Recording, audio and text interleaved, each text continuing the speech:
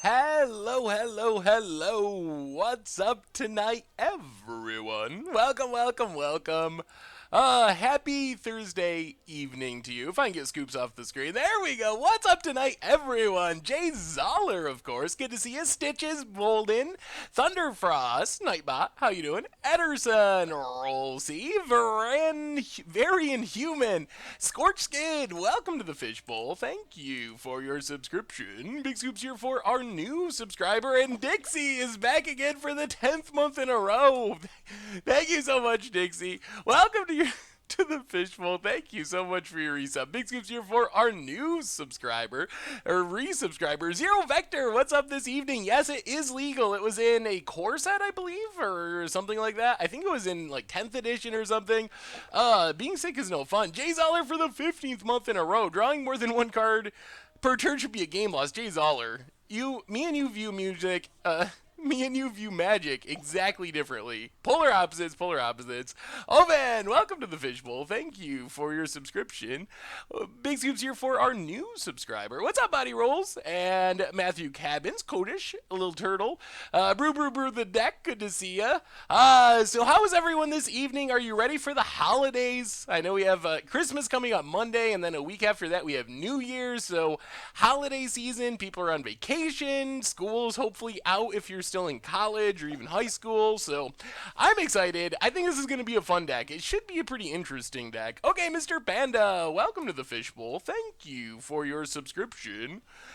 Big scoops here for our new subscriber. I sound sick? I might have a little bit of a cold. I don't know. Maybe. Maybe just getting a cold or something. Q-Dig, welcome to the Fishbowl. Thank you for your subscription. Big scoops here for our new subscriber. We can't go to stream mode until we actually start playing, because we need a chat box to cover up there. We will, though. One more day of finals? Geez, you're still doing school? Wow. Well, good luck on your last finals if you're still doing it. Anyway, what do we got going on this evening? We're going to be playing some Enduring Ideal in Modern. I know we have Vintage Cube up, Holiday Cube up. Rafa, welcome to the Fishbowl. Thank you for your subscription. Hey to you as well. Big scoops here for our new subscriber. So we're going to be playing some Enduring Ideal. I know Vintage Cube, Holiday Cube is up, but I figured not everyone likes Cube. Jay Zoller, Supermod Jay Zoller, big critic of the Vintage Cube, so gotta have a haven for the people that don't want a cube. If you do want to watch cubes, I don't blame you for watching someone else cubing if that's your thing, but we're gonna play some super sweet Enduring Ideals. So let's do our reminders, start talking about this deck, do a little deck tech, get into our league, because Enduring Ideal can play long games, so we probably want to jump into it and get going if we want any chance of having some Momi action tonight. Reminders. First off, MTG Goldfish Replay YouTube. That's where you can find all the old streams, including this stream will be going up tomorrow if you miss any of it. Normal YouTube. What did you think of the Garrick Devotion deck? Chain Veil. We finally got some Chain Veil action going on against odds. I was pretty happy with how it turned out. Congratulations, Fogo. Huge Elf Boy, welcome to the Fishbowl. Thank you for your subscription. Big scoops here for our new subscriber. What's up, Swooping Hawk? Swooping Hawk. Congratulations to everyone who finished their school year or just finishing their school year. Hey, what's up, Aiken? Of course, the merch page, tokens, t-shirts, playmats, all that sweet stuff. And don't forget, ilovejank.com if you want to pick up the new I Love Jank t-shirt. It's still on sale at this point. Thank you, Frosto. And of course, donations are available down below. Certainly not required. Always welcome. $2 or more gets your message read on stream. Monolith 3001 rather. Welcome to the Fishbowl. Big scoops cheer for our new subscriber. So tonight, yeah, Genesis Wave is just a really fun card. I thought the Garrick deck was pretty fun. I was pretty happy with how it turned out. It was a little... I felt like it was different enough from the more common Green Devotion decks, because one of the things I did on purpose was try to make it so all of our finishers were Garricks. At first I was like, oh, we can play Craterhoof Behemoth, we can play Hornet Queen, and I was like, oh, that's just like mono Green Devotion with Garrick. So I intentionally tried to make it so we had to rely on the Garrick combo for finishing games, or like Garricking and Progenitate scientist, which we never actually did, but that still would have been a Garrick win if we had done that. So I was pretty happy with how it turned out. Have you ever tried to build any of the other epic spells? I think we played the blue one in a horrible against odds episode. That was a rough one if I remember right. The white one, I've never played the green one. Never played the red one. I don't think so. I don't think I've ever tried to play any of the other ones. Well, if you have one more day of school, good luck to you on your last day tomorrow. So let's talk about this deck. We are playing Enduring Ideal.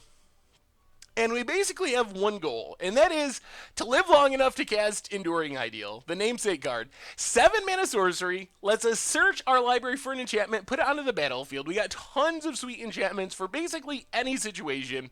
So we get to tutor for an enchantment, put it on the battlefield, and then it has Epic. And Epic is a crazy ability. Makes it so for the rest of the game we cannot cast spells. We can't cast a single spell. However, we get to copy Enduring Ideal on each one of our upkeep. So every turn we get to tutor for another enchantment, but we can't do anything else. So the idea of this deck is we are going to stabilize, try to stay alive with the help of a bunch of different enchantments. Then we cast Enduring Ideal, and we tutor up either a couple of more lock pieces if we need to make sure we don't die. $20 donation from Dragon Espers. Merry Christmas, Seth. Thank you for all the great content. Well, Dragon Espers, Merry Christmas to you as well. Thank you so much for the donation. Definitely appreciate it. Thank you. So we Enduring Ideal.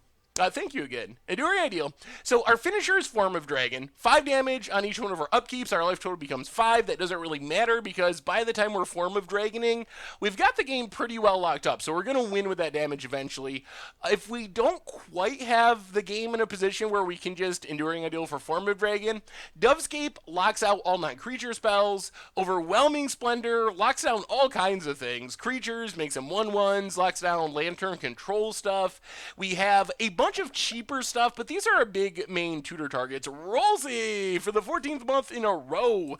We'll go for it. We'll go for the 5-0 Rosie. Thank you so much for the resubscription. Big scoops here for you. So those are our big tutor pieces. To stay alive, we have a few different things. Ghostly Prison, Sphere of Safety for creature decks. Phyrexian Unlife kind of helps us against any damage-based decks. Ruined Halo helps us against spell-based decks, gives us like protection from Gut Shot, for example. Leyline, also good against combo-y spell-based decks. Blood Moon for against Tron and decks in general. And Suppression Field is actually pretty good against a lot of weird things. It's super good against Lantern Control, where they have to pay to activate all their shuffling abilities and mana abilities. Good against anything with a lot of activated abilities. Also hits fetch lands. We don't have any fetch lands. So those are our pieces for basically staying alive. And the last thing we have is some fast mana. Simian Spirit Guides, also backup win condition, I guess, but mostly to exile for a bit of mana. Lotus Bloom, if we can suspend it on like turn 4, we can potentially cast our Enduring Ideal, start our process. We have Nykthos for additional ramp, some dual lands in the sideboard. We mostly have more ways to stay alive. Silence and Beseju help us force through our Enduring Ideal. Greater Ormancy protects all of our enchantments from removal. 2 of them is pretty much a hard lock on removal on our enchantments. Rest in Peace for Graveyard. Stony Silence for Affinity. O-Ring, random removal. Story Circle, good against random things, kind of matchup dependent. Ensnaring Bridge for more creature stuff. And Defense Grid also helps us fight through counter spells. Hafa, welcome to the Fishbowl. Thank you for your subscription. Big scoops here for our new subscriber. So that's what we're battling with tonight. We're going to see if we can get some wins with Enduring Ideal. Are we going to make people hate Magic tonight? I think it is possible. It is possible. We are kind of trying to keep our opponents from playing Magic. That is kind of the plan of our Enduring Ideal deck. We'll do a competitive league, I think. Might as well. Might as well go for the gold. Blue-White Flicker for Modern? That sounds pretty... Oh! Did you send me this in an email? If you didn't send me this in an email, someone sent me a similar deck that I saw earlier today in an email. Because I remember the Venser. Definitely looks sweet. Lots of good things to flicker with Venser. Borenshen, welcome to the Fishbowl. Freewind White, yeah, it kind of is. Thank you for your subscription. Big scoops here for our new subscriber. We did play a near-death experience deck on Against Odds a long time ago. Big Smalls, welcome to the Fishbowl. Thank you for your subscription. Big Scoops here for our new subscriber. So, how are you? Are you all done with your holiday shopping? If you do that kind of stuff, any big plans for break, vacation? It's a weird time in the Magic calendar. We're entering like this single deadest week for Magic stuff between Christmas and New Year's. No tournaments, Wizards people are in the office, so there's just like literally nothing going on except Holiday Cube. That's like the only thing that goes on. But then we get to January and things kick off fast. We have Rivals spoilers starting January 1st, I think, or January 2nd. So Rivals Vixalan will be happening. Modern Pro Tour will be coming up. All that sweet stuff. So it's going to get super busy in like another week. Any changes to the stream schedule for the holidays? I'm going to say no right now.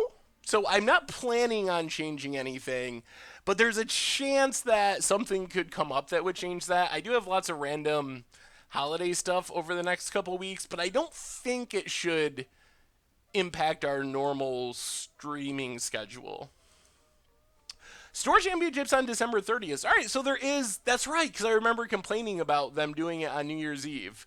I think December 30th is and 31st. I was like, that is the most inconvenient time. Ooh, all right.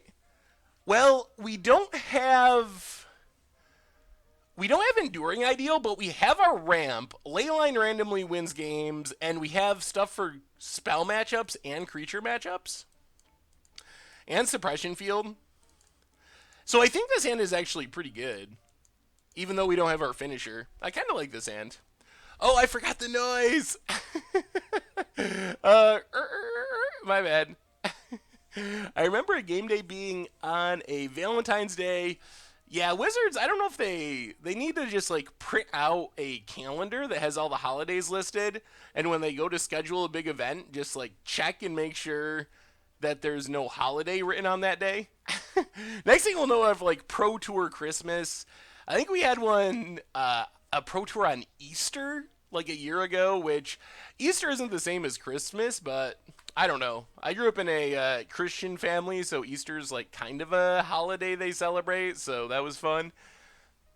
I saw your Marlin the Morn song, and I thought it was great. Have you ever played her with Obnixilus Unshackled and Fairlid? I have not played Marilyn the Morn song in any deck yet, but hopefully we get to play the. Where's our opponent? Hopefully we get to play the one from the instant deck tag at some point, because that one did look pretty sweet.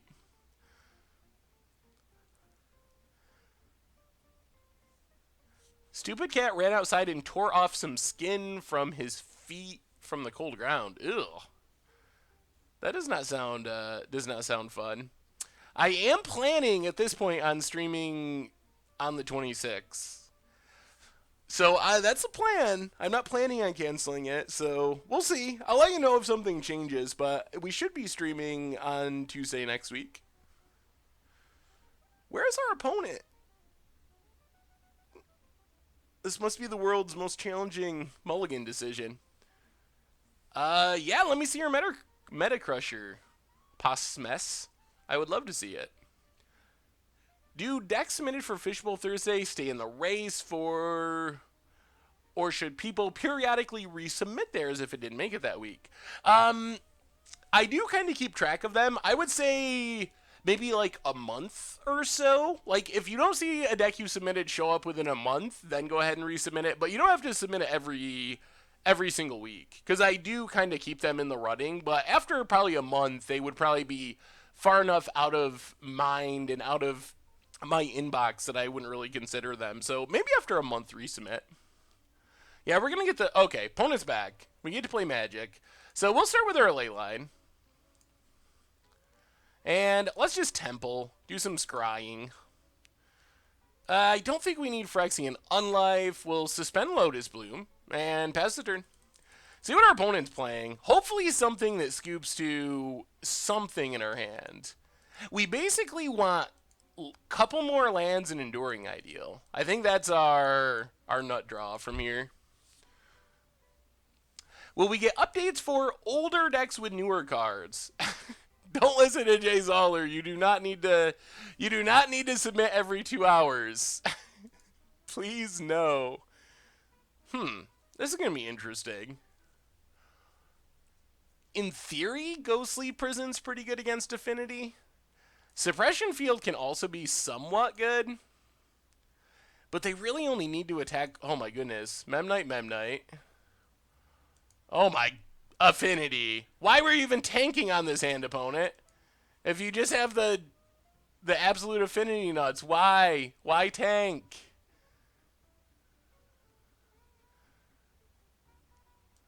Vault Scourge, okay. Well, if they don't have any way to pump their stuff, it's not as scary. Lotus Bloom taking... Oh, another Ghostly Prison! That's what we wanted. Lord Eked for the 50th month in a row! And Varen Varante says, Happy Holidays. Hope you have a great year. Wish one-year subbers could also get a playmat legs too. Well, thank you so much for the resubs. And Heisenberg Hat. I feel like Heisenberg Hat just subbed last stream for some reason. But back again already for the 4th month. Thank you all. Welcome back to the Fishbowl. Big scoops here for our resubscribers. Been playing Esper Shadow in Modern, and it's been awesome. Ooh, that sounds pretty sweet. What are we doing? What are we doing? We can play Untap Land in Suppression Field, but right now it doesn't do anything. I guess it keeps our opponent from activating Blinkmoth Nexus. We really just need a land for Ghostly Prison. We could also just play a tap land, but if we draw land and they play like a Ravager... Yeah, I guess we gotta go Untap Land Suppression Field and just trust that we draw a land for these Ghostly Prisons to win. Frogler, welcome to the Fishbowl. Thank you for your subscription. Big scoops here for our new subscriber. I don't go to GPs as much as I should. Oh, they do have the cranial plating. Oh, boy. Well, they can't equip it here because it costs a roughly infinite amount of mana thanks to Suppression Field, but this is a concern. Opponent hits us. Come on, land. Land, land, land. We really need a land. Please? Okay. Oh, boy. What do we do? I guess we can rune... Oh, we're gonna die. Too slow. Too slow. Well, let's rune Halo on Vault Scourge. Man, we just needed one more land. Our opponent gets to equip and hit us for like an infinite amount of damage. Greedy, welcome to the Fishbowl. Thank you for your subscription. Big scoops here for our new subscriber. All right, pass the turn. And I don't think there's any way we can come back from here now. Even if we draw land, maybe Nykthos. If we draw Nykthos, we can Enduring Ideal and we can win.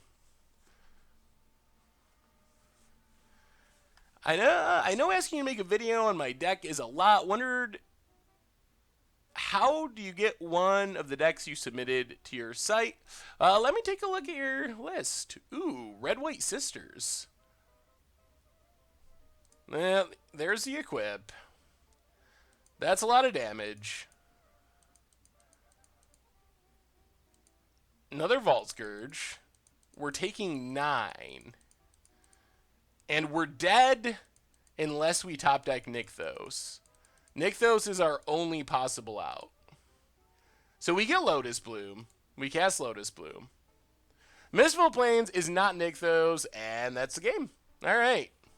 Well, not sure why our opponent tanked on that hand for 3 minutes. If you just have if you just have a whole hand of artifacts and cranial plating, what could possibly go wrong? Are we going to see any standard streams, or is it just Modern until Rivals? I mean, it's possible that there's a standard deck that pops up, but I don't know. I'm not really feeling standard that much right now. It's just it's roughly like 75% ramen on bread and energy decks, and that's fine, but it's really hard to I don't know. So I don't know. We could see like the Esper mid-range deck that we did at Instant Deck Tech on, or one of the Esper Horse deck, Sunmare deck. We might play one of those coming up, but I don't think we'll see a ton of Standard until Ixalan. But we will see some, I'm sure. Body Rolls, welcome to the Fishbowl. Thank you for your subscription. Big soups cheer for our new subscriber. I just feel like Standard is basically like I don't really enjoy Standard because I like playing rogue decks, and there's just not a lot of rogue deck options that I found at the moment. Like, the rogue decks are like, oh, I'm playing God Pharaoh's Gift or something, which isn't that rogue. Future IDK with the donation. So I don't think Standard is, like, bad. It's just not brew friendly enough for me. Future IDK with a $10 donation. Hey, Seth, I finally got all A's in law school. Your streams were my only break from studying all semester. Thanks for being such an awesome content creator. Well, Future IDK, thank you so much for the donation, and congratulations. All A's in law school is pretty impressive, so congrats on that. That is super sweet. And Starfield Linux with a $5 donation. Keep up the good work, Seth. I don't get to catch live streams, but I'm glad I caught this one. Merry Christmas, everyone. Well, Starfield Linux, thank you so much for the donation. Merry Christmas to you, too. Thank you, thank you, thank you. I guess we just are going to go down ley lines for stuff that deals with artifacts.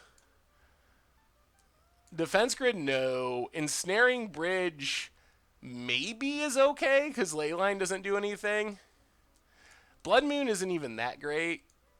Man, we were so close with that last one. Let's go down one Blood Moon. Maybe just try it like this, I think, is fine.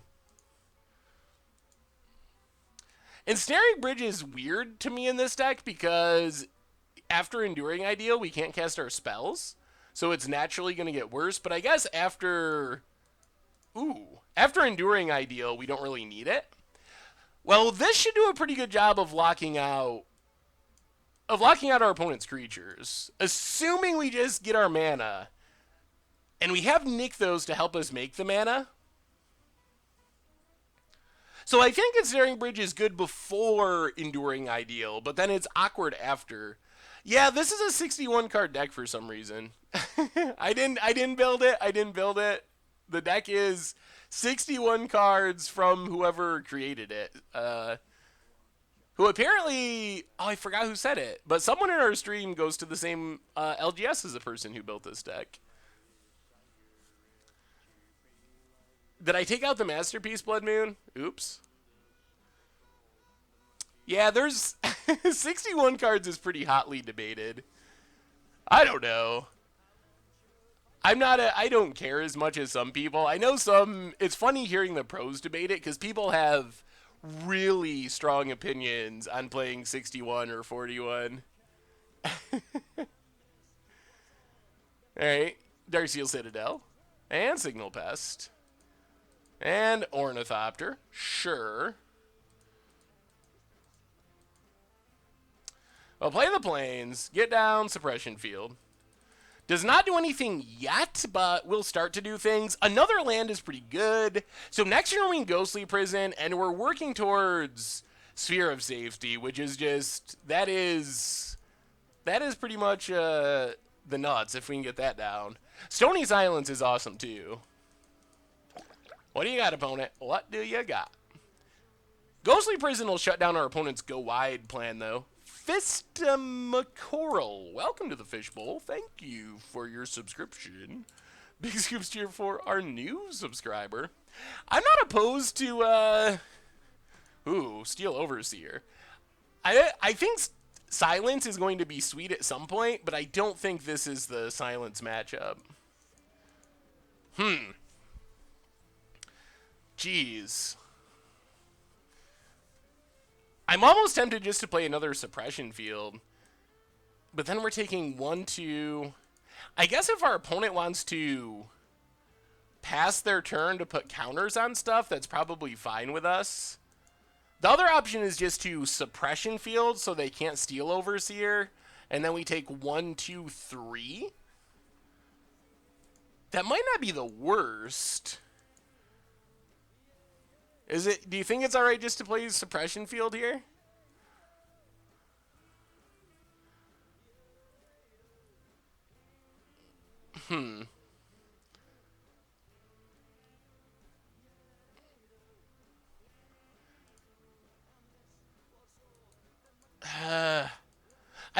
I think we better play Ghostly Prison.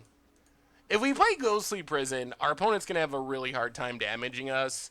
And one activation here actually isn't that bad because it actually pumps the zero-powered creatures, which makes them worse against Ensnaring Bridge. So I think it's actually okay if our opponent activates Steel Overseer. It might actually oddly be good for us if they activate one time, so we don't get janked out by Ornithopter somehow. So my LGS runs this deck and only plays 61 cards in all of his deck.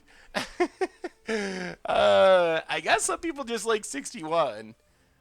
I don't think the math typically favors it, but I also don't think it's as cut and dried. Like, some people are like, there is no situation in the history of Magic where playing anything except 60 is right. And I don't think it's that. I don't think it's that that strict or that important. I was just watching Numont the Nummy. Numont's pretty awesome. I'm sure he's hitting up the cube drafts. We're definitely doing a cube draft. First week in January, we will be doing a team draft. I'm super excited about with Tomer.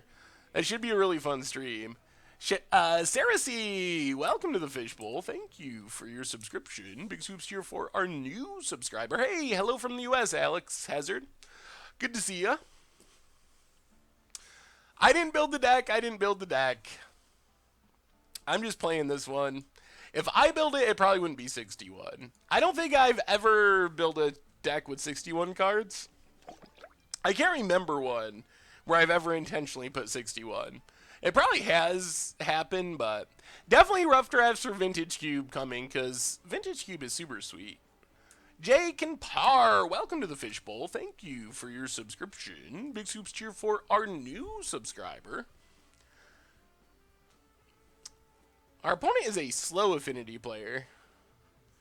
Are we getting Thought Seized? We are getting Thought Seized. Well, good thing we played Ghostly Prison. I wonder what they take here. Take Sphere of Safety. Okay. Well, Ensnaring Bridge is still good. I would have liked to play Sphere of Safety, though. This red-white prison deck is a reason I play one Back to Nature in my green decks. Yeah, it is a nice little hedge against a deck like this. Dead Air Dustin and Potato David, welcome to the Fishbowl. Thank you for your subscriptions. Big scoops cheer for our new subscriber. How are we doing this? We can't add mana with Nykthos yet. I mean, I guess we just play Ensnaring Bridge. Play Temple. See what we scry into. Oh, boy! Oh, wow! Well, it's going to take us a minute to find the win, but double Suppression Field, Ghostly Prison, and Ensnaring Bridge, Stony Silence. Have fun with that. Affinity. Oh, Lord. That is a pretty hard lock. Yeah, Bridge doesn't do anything this turn, but I think it's okay to get the more expensive card out of our hand. Wow. We just need to find a way to actually close out the game. Opponent continuing to play things. There's Cranial Plating. And passes. Well, play the Plains. Play Suppression Field to make our opponent tap out. Yep. And now we will follow this up with Stony Silence. Oh, we got our opponent locked in so many different ways. Can we see a standard Panharmonicon deck right after Rivals drops? Probably. There's some cards in Rivals already that I can't wait to build around. Brass's Bounty seems so sweet. I keep thinking of new ways to abuse it that seem really cool. So I'm really excited for that. The Is It Enchantment seems really fun to build around too. So I'm actually super excited for standard brewing once we get Rivals. Mistful Plains, pass the turn. 1, 2, 3. We have the mana, so if we ever draw Enduring Ideal, we should just win. So we just have to hope our opponent doesn't draw ways to blow up. They actually have to blow up a significant number of lock pieces before they can really do anything, because we have them locked in several different ways. Ugh. That is actually annoying. Okay. Ugh. We can't actually cast Form of Dragon. Have I tested any of the Pauper decks since doing the deck techs? I haven't gotten a chance to play the decks that we've done deck techs on. Yeah, well, we start taking damage, unfortunately. Come on, deck. Oh, boy.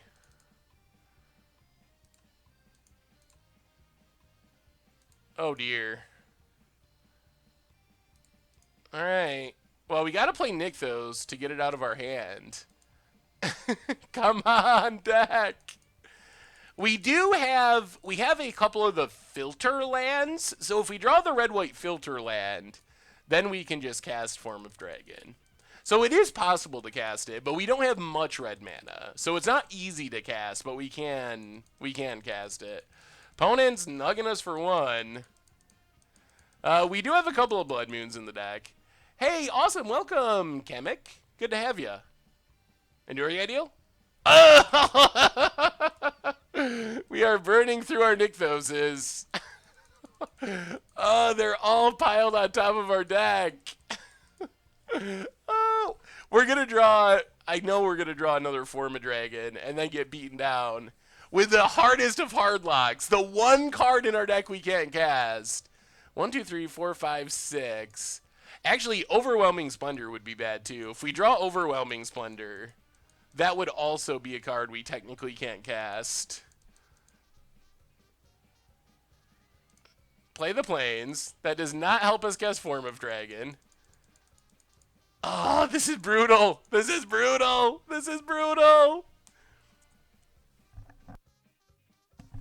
Our opponent, thankfully, can't even activate their creature lands because of double suppression field. It would cost them 5 mana to activate one of them. That's also helping us... Uh-oh. Do they have double black mana? I guess they can't activate these because of Stony Silence. They did double their clock with these Steel Overseers. So now they can hit us for 2 a turn.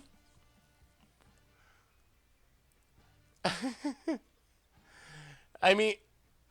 Oh my God almighty. You gotta be kidding me, deck.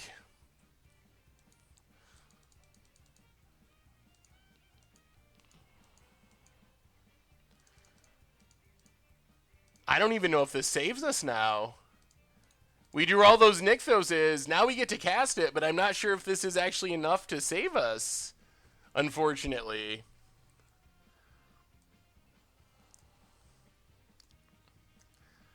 Wow.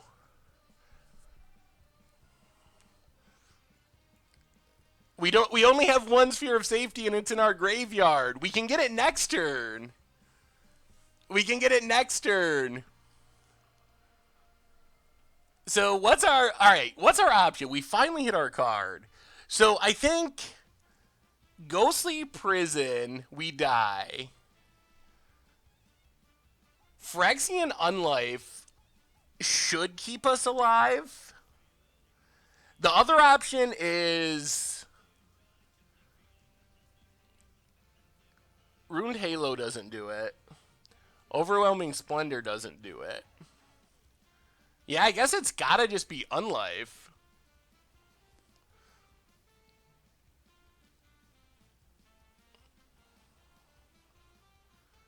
I think. Yeah, take Unlife. Pass the turn. This might be okay, though, because we can, as long as they can't kill this and we live one more turn, they could also have Galvanic Blast, which would beat us.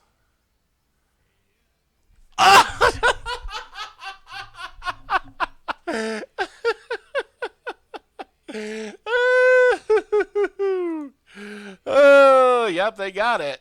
Well, that is the most unfortunate thing I've seen in my entire life. All right, fair enough. Oh, wow.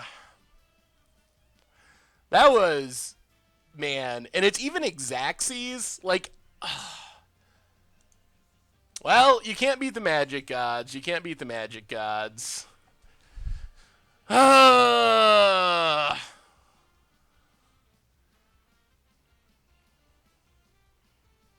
are we not dead?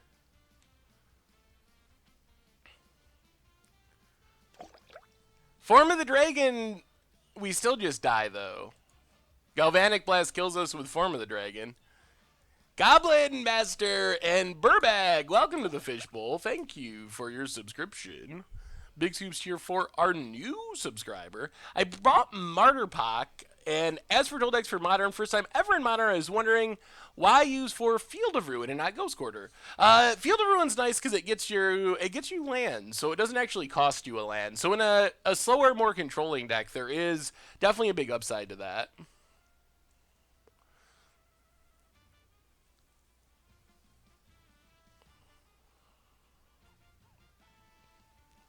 All right, on to game 2, and let's start this off with some mulliganing. Man, I cannot believe we lost that. Ugh. All right, come on, Ruined Halo, be good, be good. I didn't even feel like it was a bad matchup. We had our opponent so locked, and they had to have a string of incredibly good cards to beat us. Because, oh, yeah. I don't even know. I don't even know. I guess we put Ruined Halo to the bottom in the dark since we don't know what we're playing against. Yeah, I felt like we had everything we needed to win that game too, but just didn't work out that time. Blue to Delta for our opponent. So this is probably Death Shadow, which... Oh. Oh my goodness.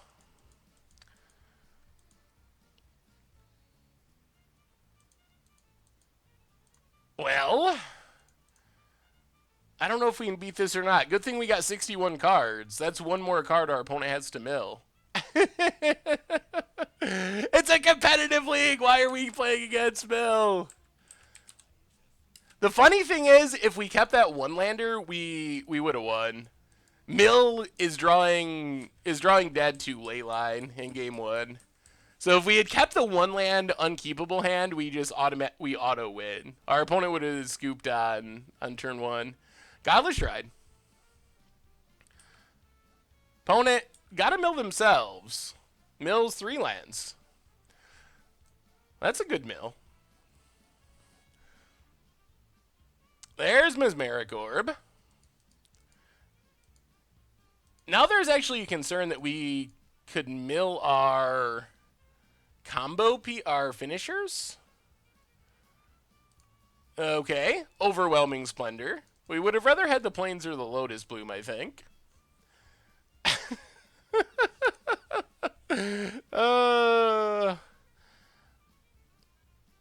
Opponent milled 6 lands? So they're milling all their lands and have mono action? Oh my goodness. We're cursed. We are as curse gets. Opponent mills us. There goes our ley line. Oh, our opponent milled all the bad cards and gets to keep all the good cards. We can still just go land into a ley line, and we probably can't lose. Well, if we're alive a bunch of turns from now, Lotus Bloom could be good. The symbol by the avatar just means you pass the turn. You did F6 and pass the turn until the end of turn. Glimpse the unthinkable. Do we have ley lines left? And 2 enduring ideals gone. Opponent. Wow, maybe they needed those lands and they milled them all. We still have ley lines. Lotus Bloom taken down. Oh, we need a mana. We need a mana. We need a mana. Hey, Seth, I bought your Mutter Podcast for Toll Deck. Oh, so if you missed it earlier, I think the biggest reason to play Field of Ruin is it actually is relevant that you can get lands with it. So you're not putting yourself down a land. Opponent mills themselves.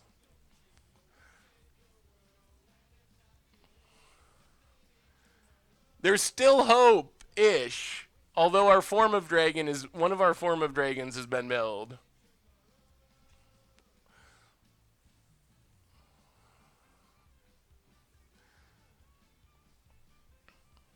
I don't think we're dead to orb. If we get down ley line, we get milled a little bit by orb. And then ideally we'll just cast Enduring Ideal and then we don't have to tap anything the rest of the game. We also have our Misfill Plains, which would be pretty relevant to get back our form of dragon.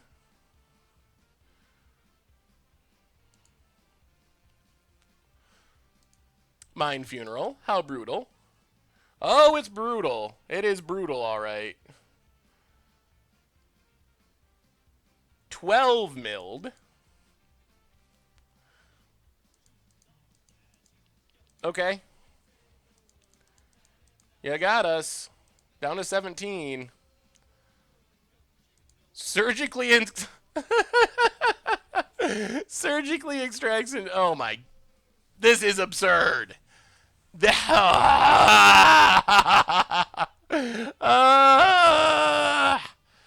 Oh my goodness. This is a whole new kind of absurdity.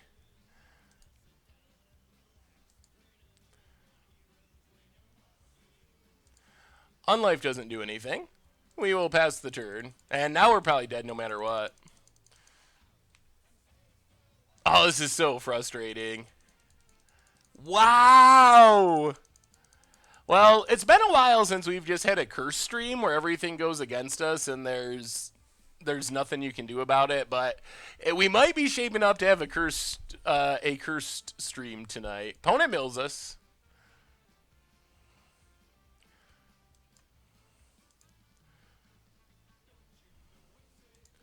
We get our Lotus Bloom.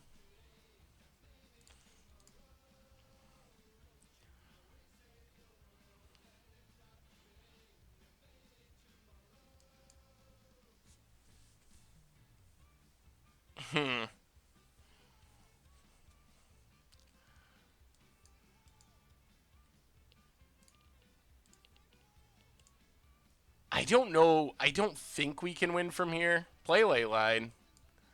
Play Nykthos. Pass the turn.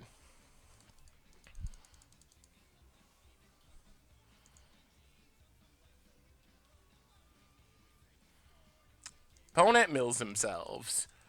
I think we still have Misfill Plains. I think that's our one, like... Do we have Oblivion Ring? I think we still have one Oblivion Ring. Oh, man, hopefully it doesn't get milled right here. That's our out, is to resolve Oblivion Ring on Orb. And then find our Misfill Plains. Not Oblivion Ring or Misfill Plains, please. Alright, it's a land. Do we pass the turn?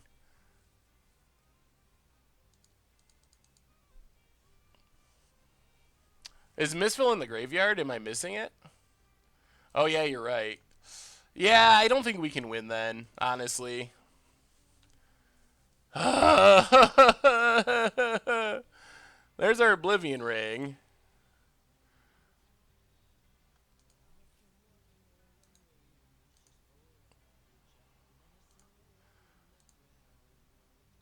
Well, that's Oblivion Ring.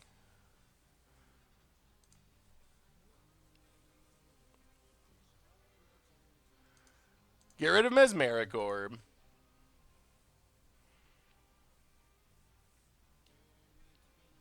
We got the pieces. We just found our pieces way too late for it to matter. Play Suppression Field. Pass the turn.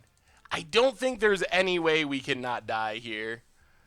What do you think of the Whir list of Lantern Control? It's my first Modern deck and my entry into Modern. I think that the Whir version of Lantern Control is really good. Definitely would recommend practicing it a bunch. Ghostly Prison A. I don't know if there's even any reason to keep playing this out, really. I don't think there's any way that we can win.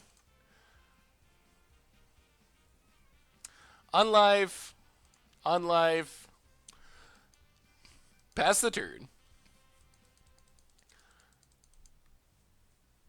Rival spoilers should start on January 1st or 2nd, I believe, right at the beginning of the new year. Opponent finds more orbs, and we will scoop it up. Overwhelming Splendor doesn't do anything. It does literal nothingness. Okay. Okay. So,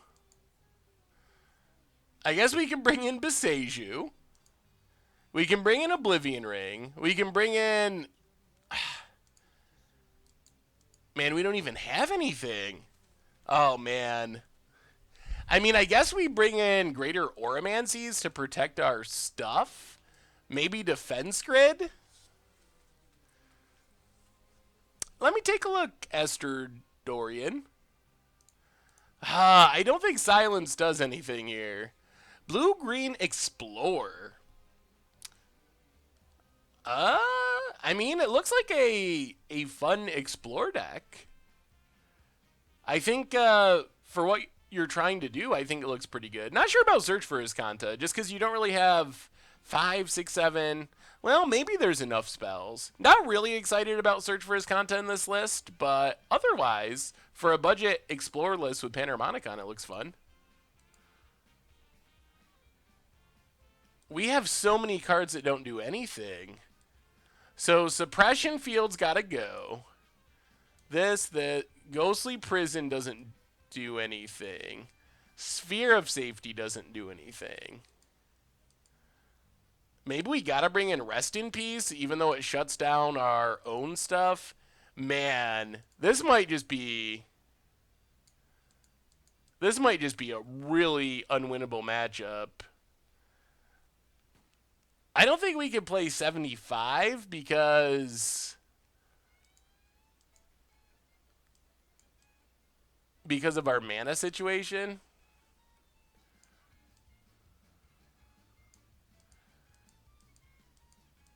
I don't even think these X play Jace's Phantasm.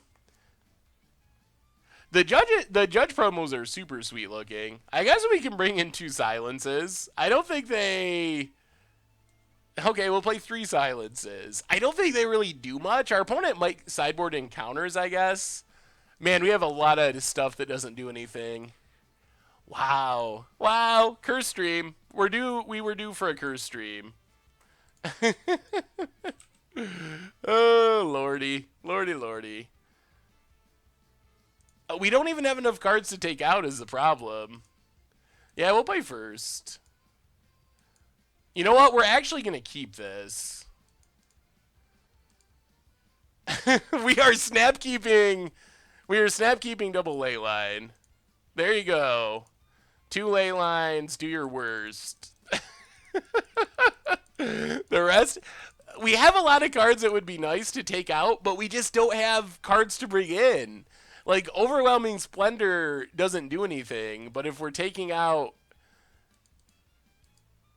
Alright, Silence. I guess that could help us force something through eventually.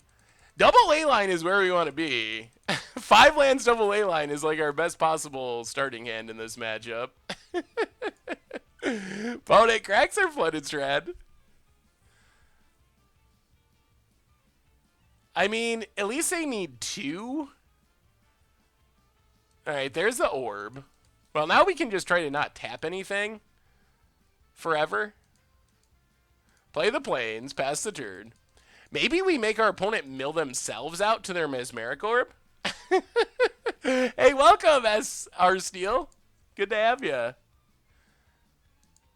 I miss Enduring Ideal when it would get Zer's Weirding, then Form of Dragon. Ooh. Alright, opponent cracking. Mills a Surgical.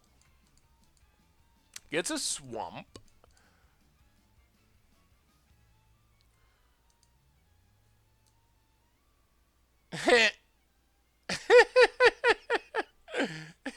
It says target opponent. They can't even plus it. It does nothing. It does nothing. I don't know, Taylor Jones. Maybe it didn't pop up because Twitch is Twitch is bad. Welcome, Taylor Jones. Welcome to the fishbowl. Oh, there's sideboard tech. Thank you for your subscription. Big scoops here for our new subscriber. Oh man, our opponent's sideboard tech so bad, so bad. I don't even know if we want to play Blood Moon. It doesn't seem like it really stops our opponent from doing anything. And it would shut down Nykthoses in the future. So I think we're just going to wait on Blood Moon for now. And our opponent gets milled 3 times for casting the Ashiok, which literally does nothing. Like, the worst Planeswalker I've ever seen. At least the good news is if they do manage to bounce our ley lines, we have enough mana that we can recast them. Like, it's annoying, but it is possible. Opponent plays an untap land. Play a plains. We're going to continue to do nothing at this point. So what do we want here? Ways to protect our ley lines. Enduring Ideal. We're getting close to the point where we can actually cast Enduring Ideal. This is the most awkward game of Magic. Alright, opponent cycles of visions. And passes. More silences. Oh, come on, deck. Come on, give us something. Mills themselves. Oh boy. Polluted Delta milled. We just want an Enduring Ideal. It would be so good. Opponents discarding the hand size. Mistfall Plains. Well, Mistfall Plains is good. Mistfall Plains means it's not going to get milled, for one. Also means we got enough mana we can silence and then Enduring Ideal if we draw it. Opponent discards a crab. Oh man, this Ashiok is so funny. Come on, give us an Enduring Ideal. Yeah. Oh, yes. Yes, it's Enduring Ideal. Well, we got to go for it. We got to go for it. Oh, no. No, if they have Surgical in hand. Let's cast Silence. Oh, yes, it resolved. All right. Now we should be good. Enduring Ideal. Whoo! Good lord! We got there. We got there. We got there. And now what do we take?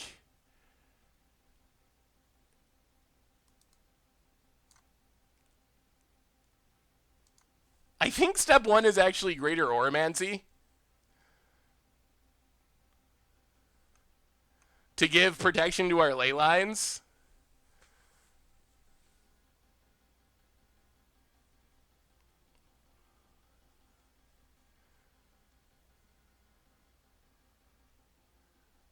I think we got there. We kept 5 land double ley line. It's going to work. Yeah, there's some worry since we took out a lot of ghostly prisons that if we just got Dovescape, they could actually make enough birds to kill us with damage by casting their useless mill spells. Opponents all on board with their untap lands. The other nice part about this is now we can leave up misfill planes forever to fizzle a surgical extraction. So we get milled. Hopefully nothing too important gets milled.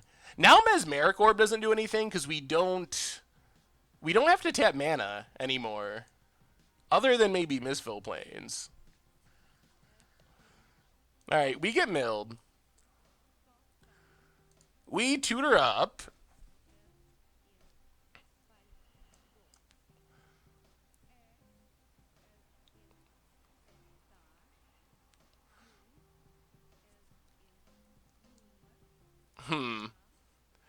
Alright, let's hard lock. Second Greater Oromancy. Pass the turn. Now they can never get rid of our ley lines. That's guaranteed. Ley lines not going away. Unless they have like Cyclonic Rift or something like that. But I think we got it locked up with the ley lines. And now I think we can tutor for a finisher. Actually, what do we get next? Is there a risk of just taking our Form of Dragon here? Could we like... Is there a way we could die to damage if we just take Form of Dragon?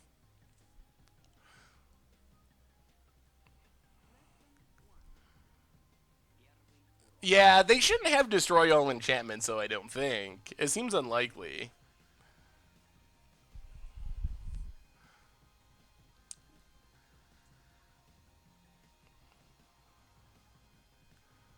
Alright.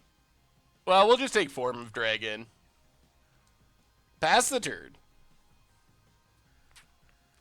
And now we should be able to just... So we go to 5, so we 15 ourselves. But I guess we also have Leyline locked in, so it's not like they can Lightning Bolt our face anyway. They would need some sort of attacking creature. And now we just 5 them for the next 3 turns. They can kill our Misfill planes, which is annoying.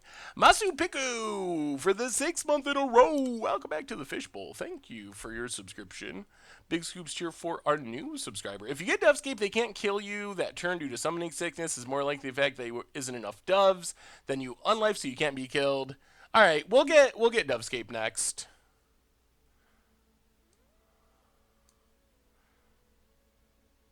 So 5 our opponent. Enduring Ideal. Actually, I am a little worried about that. I don't know if I want to get...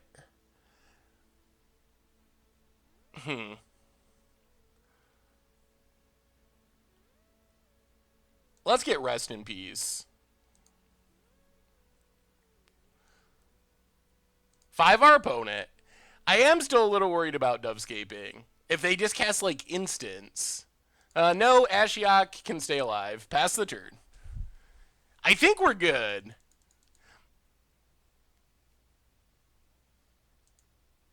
Do we have another form in our deck? I guess we could have got a second form. I think we got this pretty locked up, though. This is where Enduring Ideal is trying to get to. This is the point that we're looking to be at.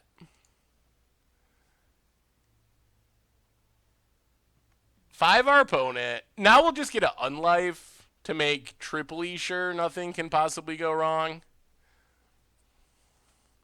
Maybe we should leave in a ghostly prison over something else that's horrible.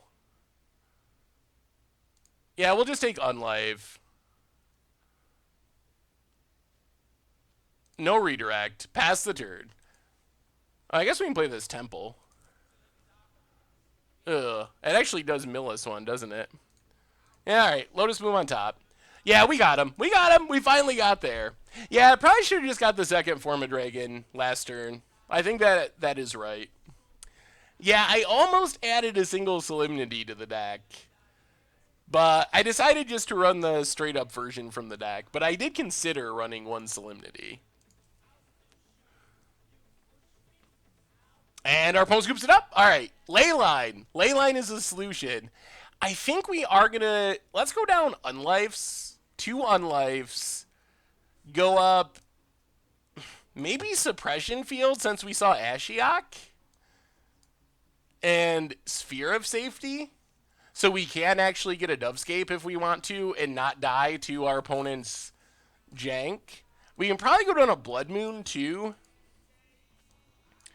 for Suppression Field. I kind of just want Suppression Fields now.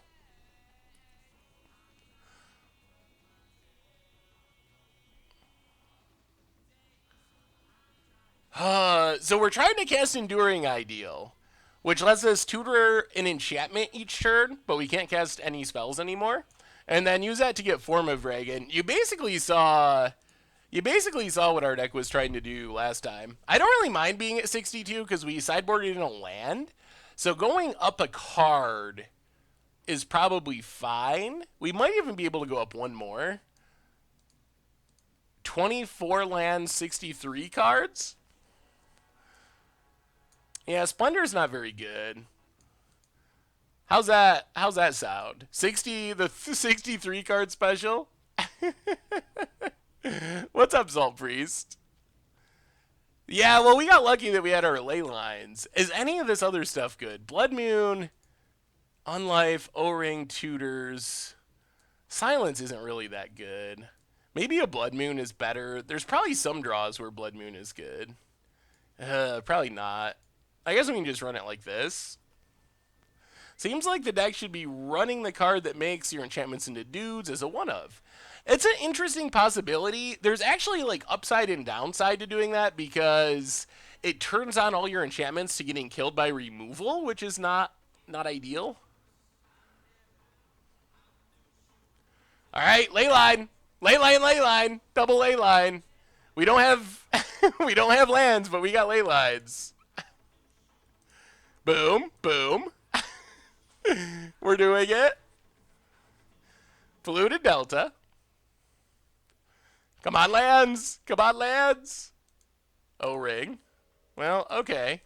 We would like, if we can get down this Greater Oromancy, I actually feel pretty good about where we're at. Opponent cracks.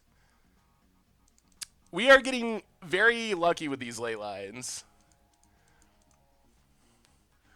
We really just want to land for Greater Oromancy. Opponent passes. O-Ring. All right.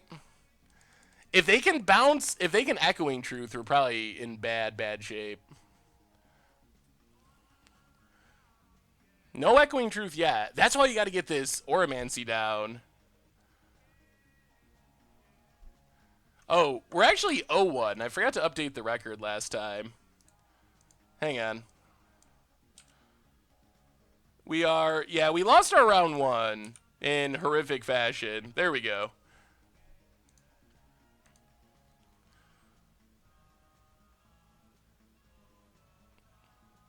Come on, land. Hey, have a good night, Bongler. Yeah, Christmas special, holiday special against odds should be interesting. I wonder what's winning right now. I looked earlier, but it might have changed since last time I looked. Last time I looked, it was... Let's take a look at this. Last time I looked, it was Snow Matters. Ooh, all right. So it looks like Snow Matters is still ahead, but Beer Tribal, giving it a bit of a run. Then everything else...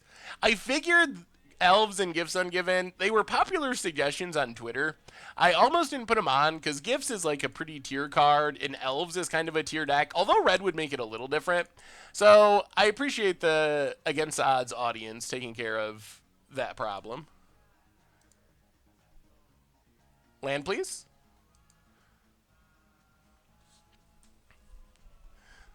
How worried are we about counters?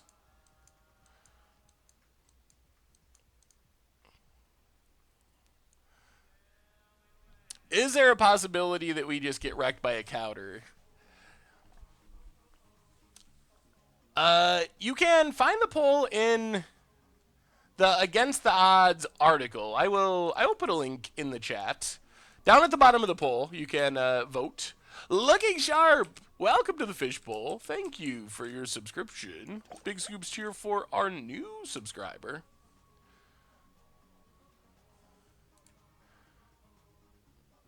All right, I guess we'll go for it.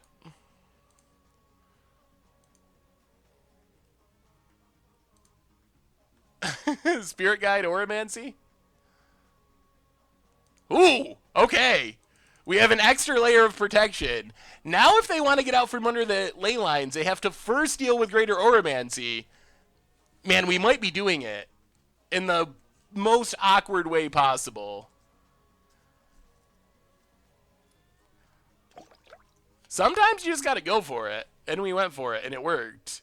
Quilljest, welcome to the Fishbowl. Thank you for your subscription.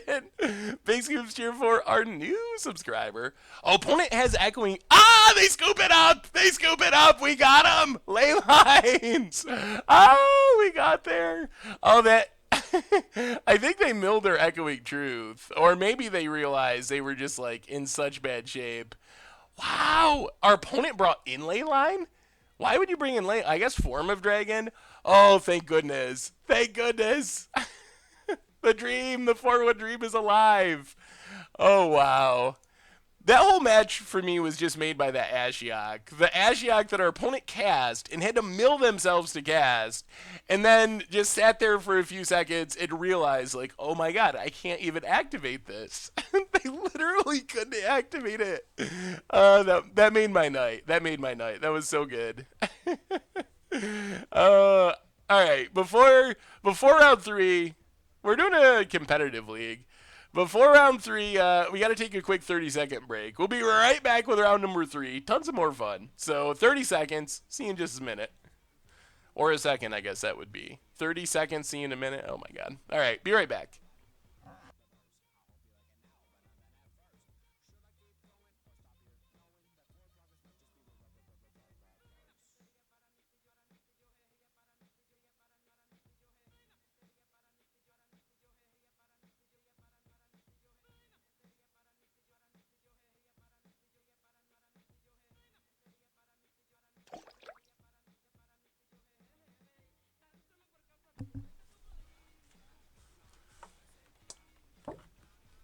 And we're back, sicker than slime. Welcome to the Fishbowl. Thank you for your subscription. Big scoops here for our new subscriber. Yeah, the Garrick deck was super fun. I was super happy with how the Garrick deck turned out. It was pretty sweet. It was better than I thought it would be. I thought that Garrick was going to be maybe the hardest planeswalker to build around, or at least one of the hardest planeswalkers to build around. And it actually turned out really cool, so I'm pretty happy with that. What does Jay Zoller keep posting? I guess I should probably look at this. Oh, Jay Zoller! Jay Zoller! I will listen to your opinions again. It's happening! It's happening! Jay Zoller finally opening his boxes. He's back. He's back. Was it those ley lines, Jay Zoller? Did my wonderful play in punts restore your faith in magic? Spreading some Christmas cheer. If you open a mana drain, a foil mana drain, you can give it to me as a Christmas present. I won't complain.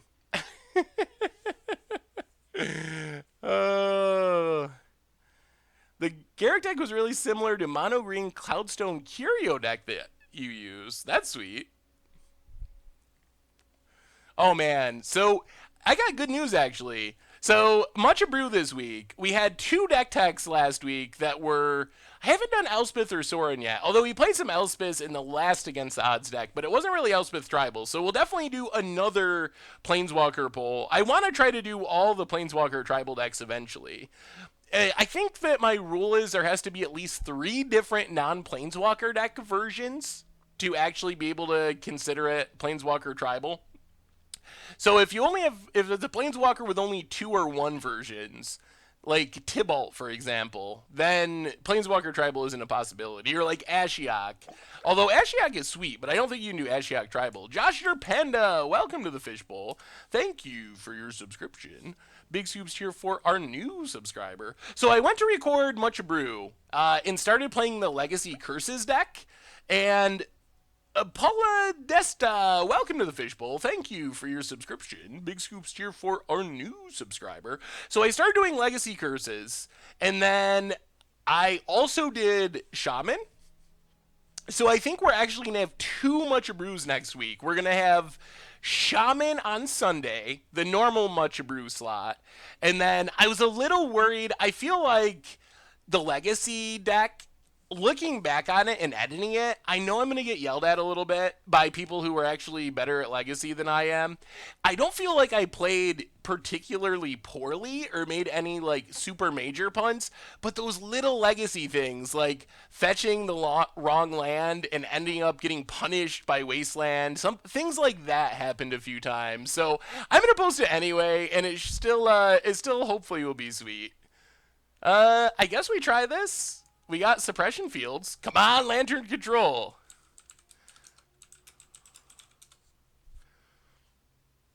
Why not all the same color Walker Tribal? That could be interesting. Yeah, it's my Christmas gift to all of you. You get to watch me fumble around in Legacy. Oh, goblins. Come on. Suppression fields are dead. We need ghostly prisons. We need ghostly prisons real quick. That's a plains. All right, pass the turn. I think we can beat goblins, but we need ghostly prisons. This deck cannot beat ghostly prison. It is the best card against this deck. And welcome to the fishbowl. Thank you for your subscription. Big scoops cheer for our new subscriber. We got a Team Modern GP coming up down under. Do you think that it's better to go all in and play 3 unfair decks like Tron, Grizzlebrand, Free One Red, or take something more fair and stable like Jund, Affinity, and Blue White Control? So, oh man, I would have to think about that. I'm trying to think of like Tron, Grizzlebrand, and Free Win Red. I guess there's not really overlap there. I would probably. It depends on your team, and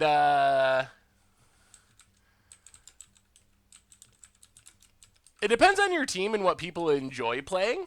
So I think I would want to have a fair deck though, as long as someone on my team enjoyed playing fair decks. I think you could do like Tron, a fair deck, like a control deck, and then one other deck. Hello from the U.S., Nameless. Good to see ya.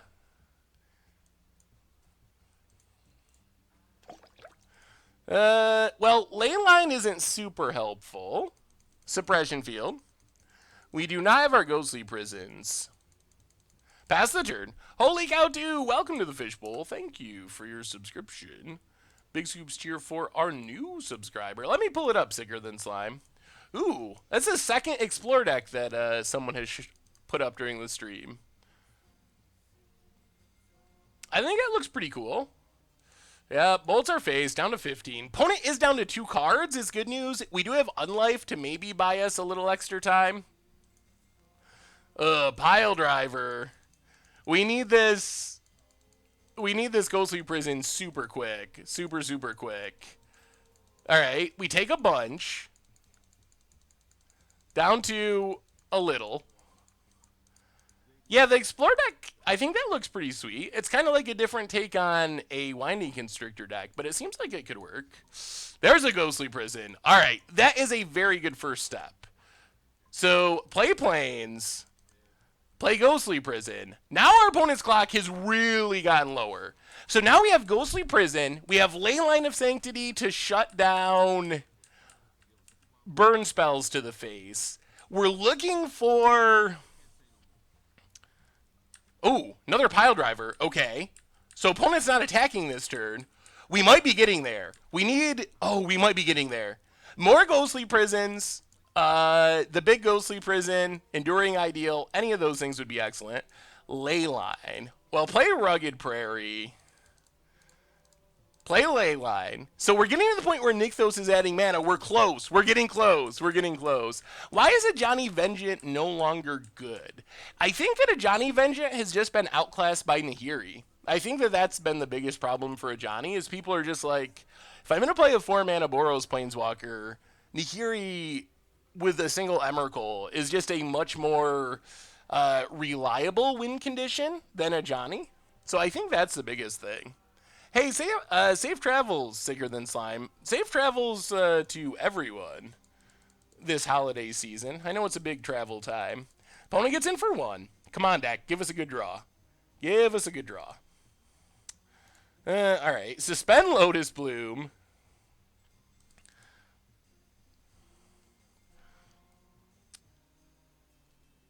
Play Suppression Field.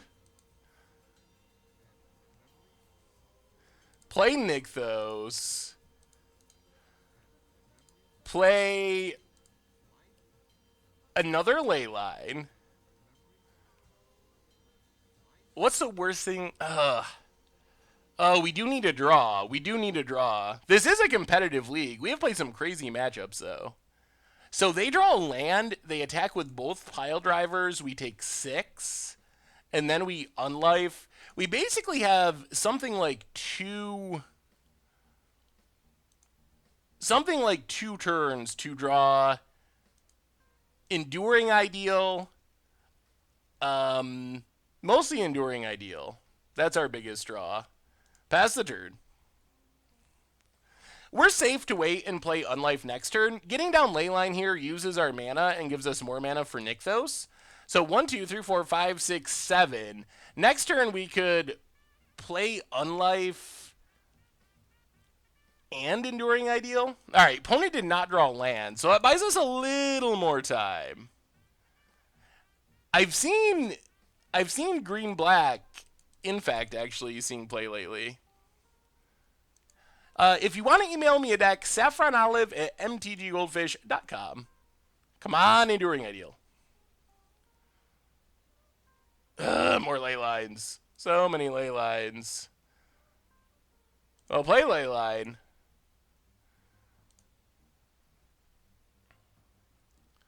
Play on life.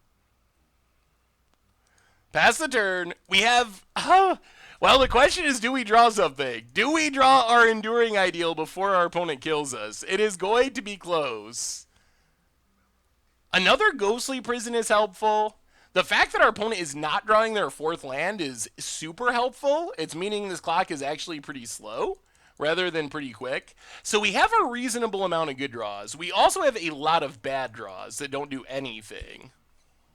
And Enduring Ideal is our I win draw. Lotus Boom, ticking down. Yes! There it is. There it is. That should do it. This should clean up. This should clean up. Enduring Ideal. Yes, we can't cast spells anymore. No, we don't care. Whoo, we got there. We got there. We got there.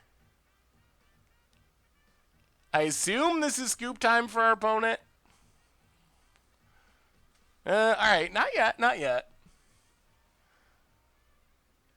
So we'll just take... Oh, man, I kind of want an Overwhelming Splendor because it's fun.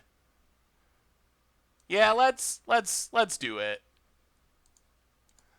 I just want to say that I have an Overwhelming Splendor on the battlefield. Our opponent scoops it up. I know, they can't win through Spear. Forbid Dragon kills them. There's so many better choices, but I just really wanted to actually have an Overwhelming Splendor on the battlefield, because we hadn't done that yet. Alright, now we get to sideboard, which is hopefully a good thing. Story Circle's great. Ensnaring Bridge can be good if we get empty-handed. O-Ring, I think, is fine. This other stuff does not seem helpful. What are we going down is the other big question. What do we cut? We can probably cut a Form of the Dragon. I don't think we really need 2 Form of the Dragons in this matchup. Was that even a pun? I just wanted to do it for fun. Yeah, I guess Dovescape is basically the same as Leyline in this matchup. So go down Dovescape, go down Form of Dragon. Yeah, Suppression Field's not good either, is it?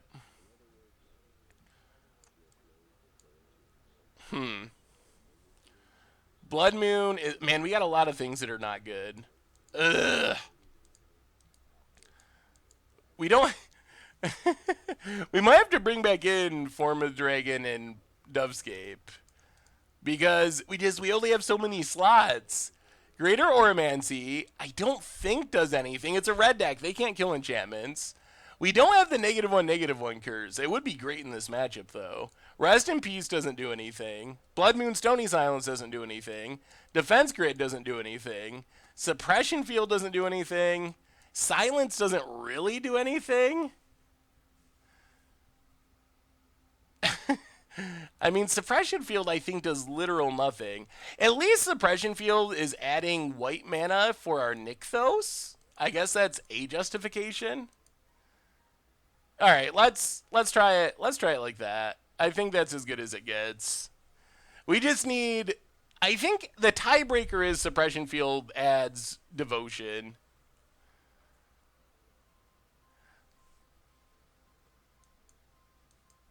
Huh. Interesting. On the draw, one land Lotus Bloom Ghostly Prison. And Ensnaring Bridge. Ha! Yeah, maybe we should have brought in Beseju just to have a land. Are we actually keeping it? Yeah, it is a 61 card deck. I didn't build it though, so it's not my fault. Well, everyone's saying keep. I guess that means we'll keep. Start with Leyline on the battlefield. I mean, hopefully we just draw lands. Worst case, we can Lotus Bloom out this Ghostly Prison.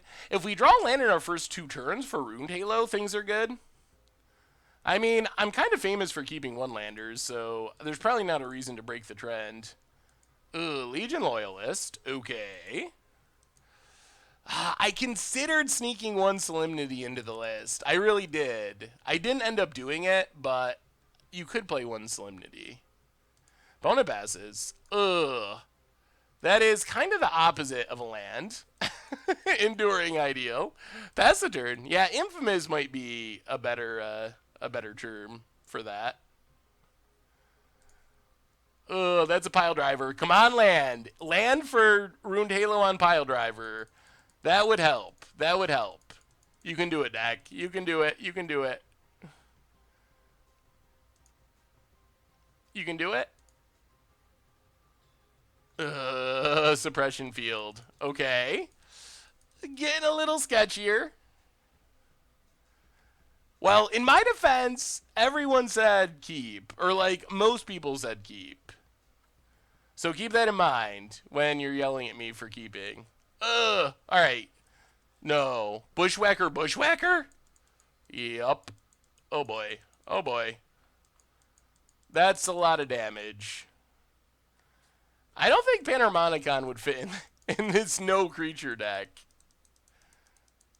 Even if we draw a land next turn, we're still dead. I guess the good news is we're not beating this, probably beating this draw on the draw anyway. So, yeah. So we didn't really get punished too much because even if we went land, Ghostly Prison, we're still gonna die to this hand.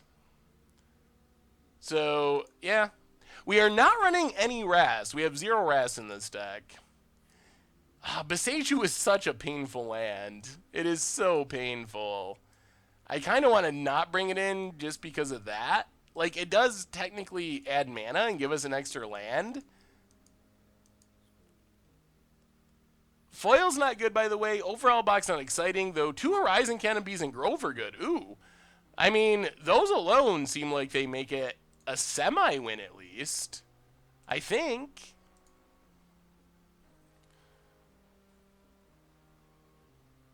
I think we're just going to... I think this is the best setup.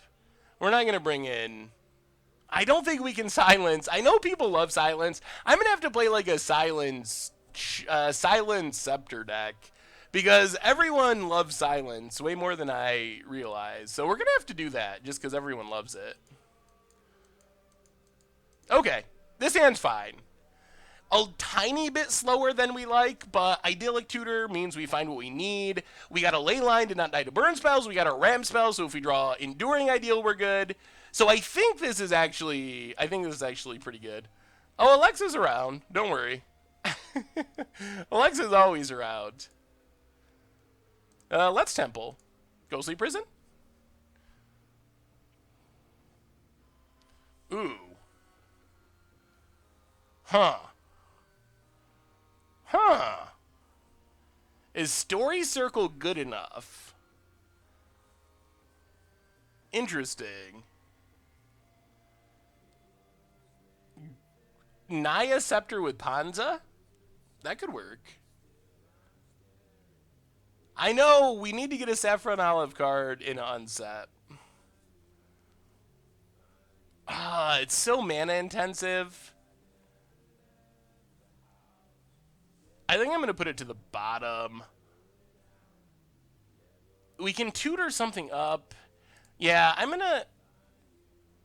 everyone wants it on top.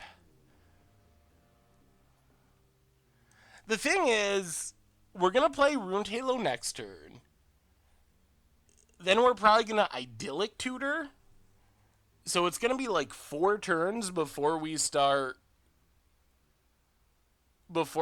using it. It's so slow.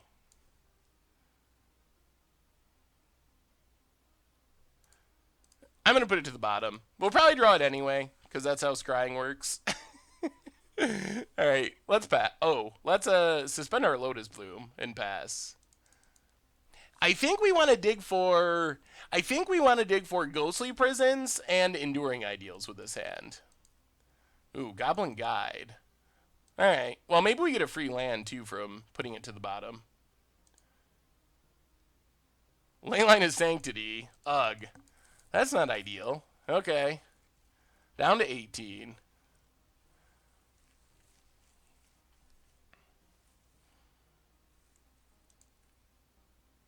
Lotus Bloom ticking down.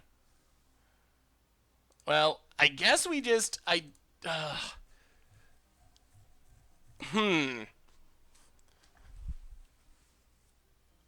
Do we need this Goblin Guide to keep attacking? The most metagame defining card in Modern... Either Tron lands or... Hey, what's up, Vincent? What's up, Weber? Vincent, welcome to the Fishbowl, 10th month in a row. Thank you so much for your resub. Big scoops here for our new subscriber. Well, you can't play... Oh, the Leyline deck? I think we played that once. A long time ago. Or quite a while ago. I think Tron lands or Death Shadow is probably the most meta-defining card.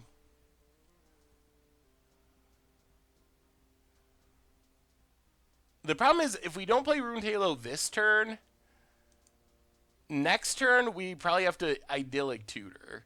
So then we're taking damage from both things. Well, we can't get down a form of dragon.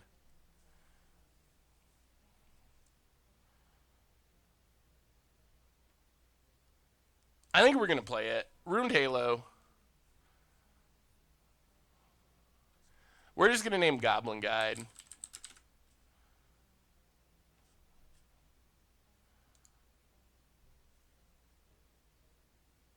Yeah, I think it's worth playing. We want enchantments on the board too, because we might be heading towards... why can I never think of the 5-mana enchantment? Night Owl, welcome to the Fishbowl. Thank you for your subscription. Big scoops cheer for our new subscriber. Opponent, get some tokens. And passes. Lotus Bloom taken down. Well, Idyllic Tutor.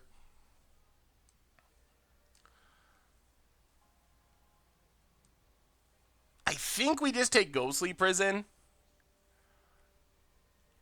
Since we actually want... We actually want the other one in our deck.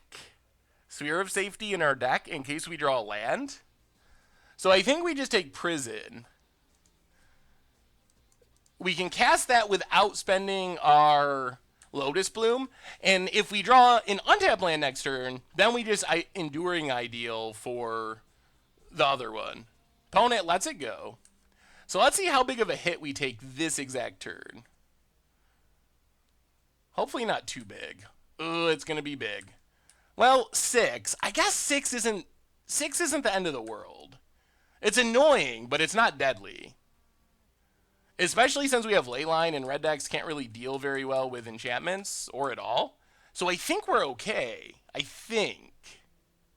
The win condition in this deck is Form of the Dragon. Ooh, let me take a look, Jonathan. Standard unblockable. Teamer unblockable. Oh man, Slitherblade. That is sweet. Slitherblade, pump spells. That actually looks really fun. That's a really cool budget deck. I don't know how cheap the budget is, but I could imagine using Pummeler. Electrostatic Pummeler is kind of a. It's not unblockable, but with so many pump spells, you can do some pretty crazy things with Pummeler. But I think that looks really fun. Cartouches. All right, let's draw land. Lotus Bloom coming down. Land is the nuts for our Enduring Ideal. This is cooler than Lantern Control, I think. Come on, land. Land, land, land. So we get a Lotus Bloom. Land? Maybe?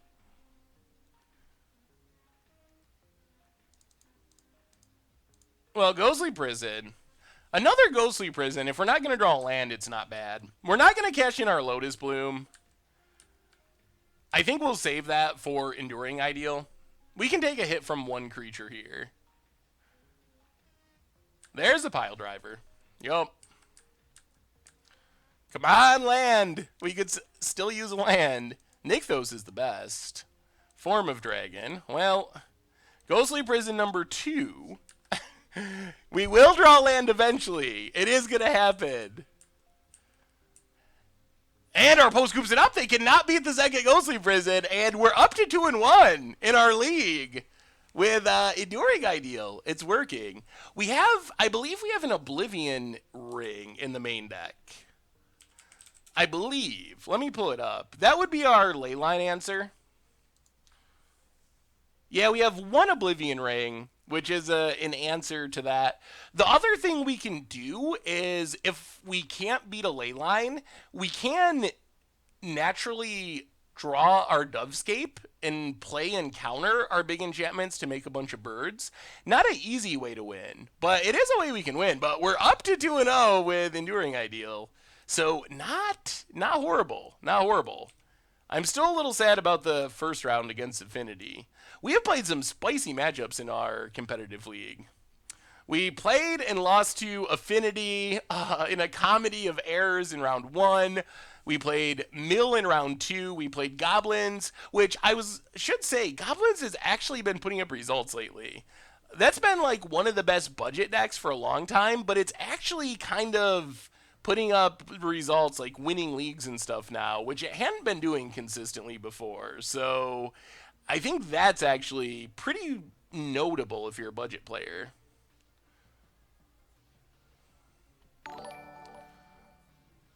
We could definitely go 2-0. We only need one win to lock in a treasure chest, though.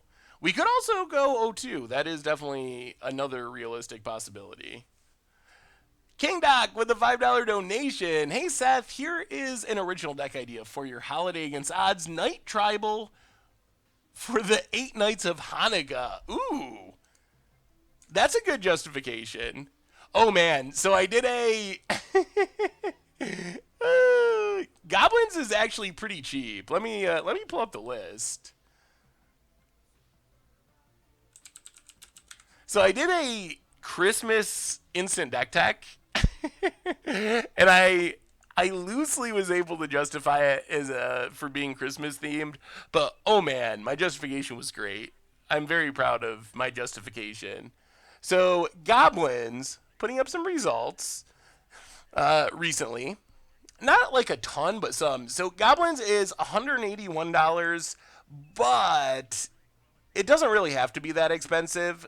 This build is playing 2 Blood Moons, which is $40. Shattering Spree, you can easily play another artifact removal spell. So that's another 26. Man, Shattering Spree is ridiculously expensive. I bet this is printed in a master set pretty soon. Wow, when did that become $13 a copy?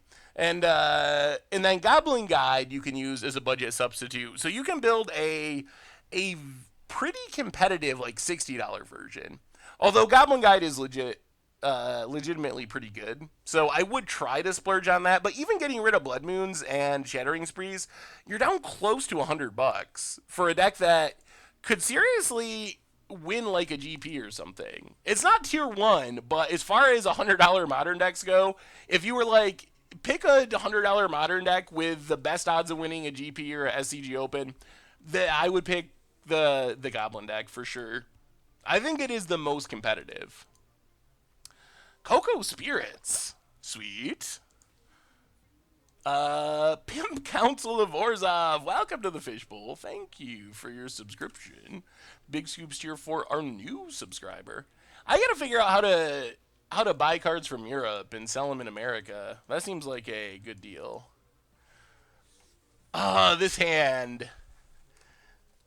So we're on the play. We have our potential free win card in Leyline of Sanctity. If we're up against Milligan, or something like that, even Burn, it's super good. We have Suppression Field and then Phyrexian Unlife along with a tutor. I guess this is probably fine. Form of the Dragon's not a great card to have in our opening hand, but I think this is good enough. We'll keep it. Especially since Leyline is just so good at randomly winning games for no reasons. Hey, see ya, Unknown Shores. Have a good evening. Happy holidays if I don't see ya. So, start with our Leyline. Opponent does not scoop to Leyline. Unfortunate. Pass the turn. Oh, let me see your Meta Crusher list. Can you post it again, Posmuse? Polluted Delta. Is it really Milligan? That would be insane. Oh, Nykthos. Alright, opponent. Don't crack your fetch and let this resolve. Oh, they cracked it.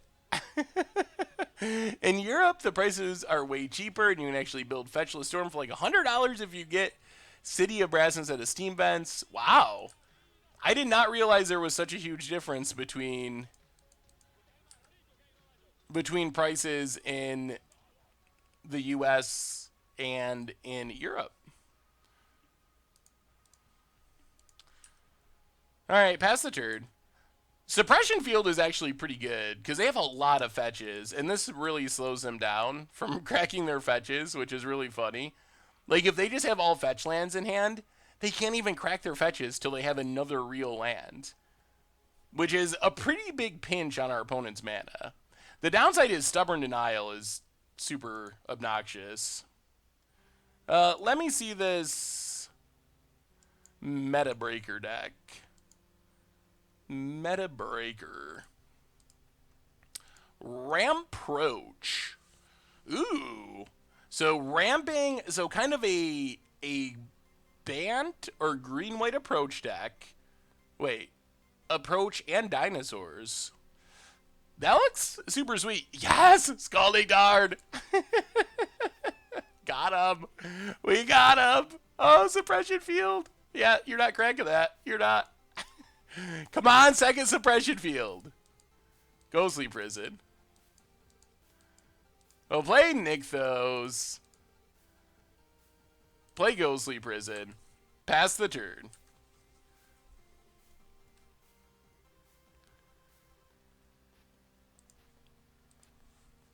Serum Visions. Oh, opponent's desperate. Opponent's desperate. If we draw a land, 1-2, we could get another. Yes! It is free win right. It is free win white. Jinx like a hooah. A hooah. I'm actually saying it right now. I know I embarrassingly butchered your name the first time. Thank you for your subscription. 5 months in a row. Welcome back to the Fishbowl. Big scoops here for our new subscriber. So in Modern Goblins, what could I play instead of Goblin Guide going under budget? Let me see if I can find our budget magic list. I'm trying to remember. We definitely crushed it. 8-whack Goblins. We played without Goblin Guide, and I'm trying to remember what our other one-drop was. It might have been Raging Goblin, as silly as that sounds. Oh, we played... Okay. Here's the super cheap budget list we played. So instead of Goblin Guide, and you can definitely change this up a little bit based on the more tier deck list. I think there are some updates, but we played a couple of Frenzied Goblins, we played Mog Fanatics, and we also played Raging Goblin. Should definitely play another Pile Driver. I think when we played this deck, it was right after Pile Driver was printed in Modern, in Magic Origins, and it was a lot more expensive, so we only played three. But you definitely want four of those. A lot of people don't play the Goblin Chieftains anymore, but that'll give you kind of an idea of what you can do if you want to go even more budget. All right, we got a sideboard against Death Shadow. Hooah! And plus, Raging Goblin is a fun way to kill people. Like, no one expects to die to a Raging Goblin in Modern. That's just not a thing people expect. So Death Shadow. Probably want Beseju. Stony Silence. Maybe you want Rest in Peace. Maybe Ensnaring Bridges, if we can find room for all this. And maybe Oblivion Ring. Is there anything that's just straight up bad? Overwhelming Splendor, Enduring Ideal, Form of Dragon, Dovescape. Blood Moon is actually really good. Oh, we're running low on time. We're running super low on time. How do we make this stuff fit? What do we do? What do we do?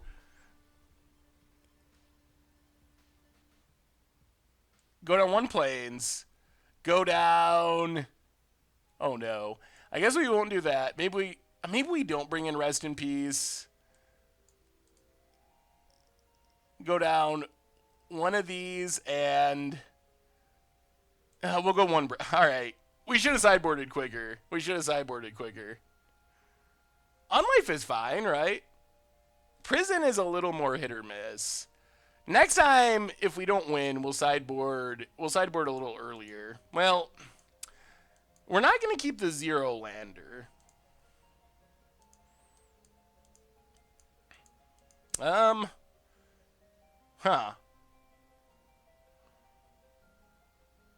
Is there a way to make this hand work? Well, there's Enduring Ideal. If our opponent doesn't hit us with discard, that would be sweet. We would have a plan.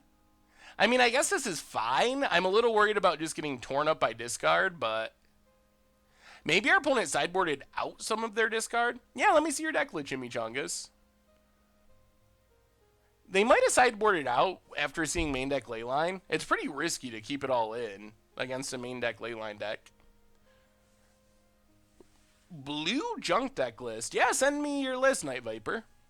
For example, Mana Drain, Iconic Master, 70 in the US, 35 in Europe. $1 in Europe is 85 euro cents. Jeez. Man, it almost sounds like you could just go on a trip to Europe and buy a ton of cards and come back and sell them here and make a profit. Hey, thank you, Sheepdog. Glad to have you. Talon, welcome to the Fishbowl. Thank you for your subscription. Big scoops here for our new subscriber. All right, Night Viper. Blue junk. Ooh, Herald of Secret Streams. All right, opponent Thought Scours. Well, we didn't get hit by discard yet. So, suspend Lotus Bloom, play Temple of Triumph. Unlife. Do we even want Unlife here? I don't think Unlife does enough. It's not great. We'll pass the turn. Well, if somehow we just ramp into this Enduring Ideal and our opponent never Thought Seizes, life would be amazing. That is a really spicy counter deck. You got lots of cool stuff going on. You got the Aegiasaur Walking Ballista combo, Freebooters, Winding Constrictors. That is a really spicy looking deck. I think you might want a couple more lands. 22 seems a little skimpy with having 6 drops and a decent amount of 5 drops, but I like it. What do you got, opponent? Oh, boy. Oh, boy. That's a Gurmag Angler. Well, good news is we have a card named Ruined Halo. And Ruined Halo can name a card called Gurmag Angler. So, problem 1 solved. Pass the turn. Yeah, I've definitely heard of people doing it with Japanese cards. Dash Shadow, only a 1/1, but will be growing. More Dash Shadows. Come on, Rune Halo number 2. That would make my day. Lotus Bloom, take it down. Well, play Suppression Field. Play Temple of Triumph. Lotus Bloom to the bottom. Well, there's a chance. If our opponent doesn't have counters or discard, we can try to just slam this Enduring Ideal. We can try to slam it. Opponent. Explosives X2. Oh, blow it up, opponent. Blow it up. You know you wanna. You know you wanna. Yes, do it. Tap out. Oh. Oh.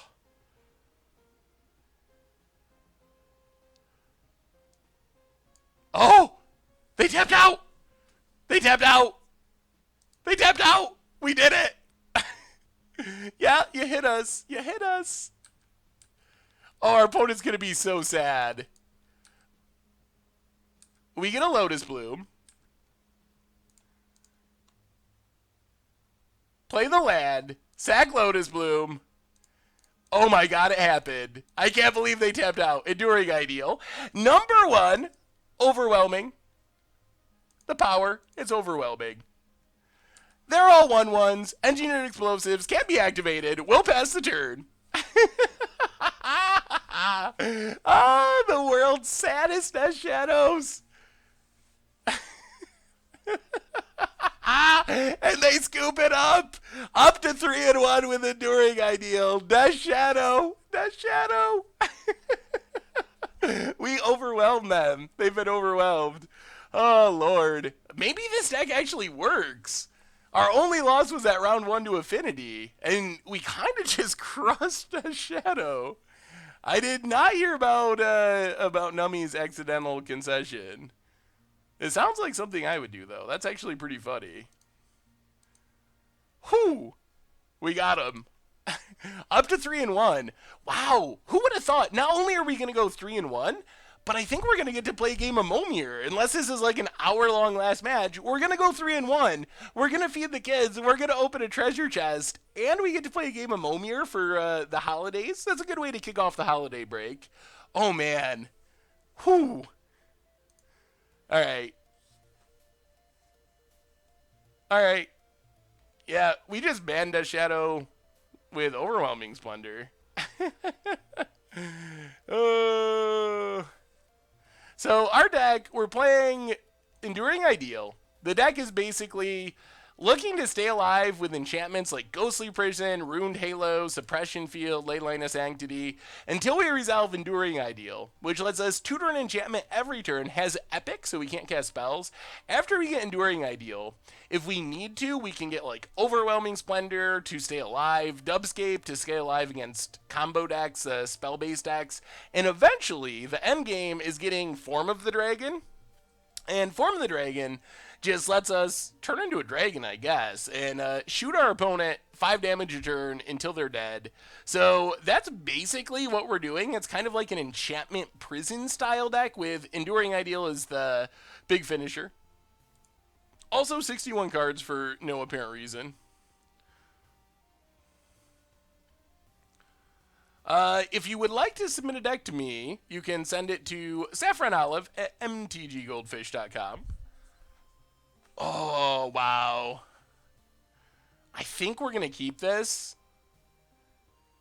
I mean, we have a free win hand. We have turn 2 Blood Moon if we want it. And there's some decks where turn 2 Blood Moon is just game.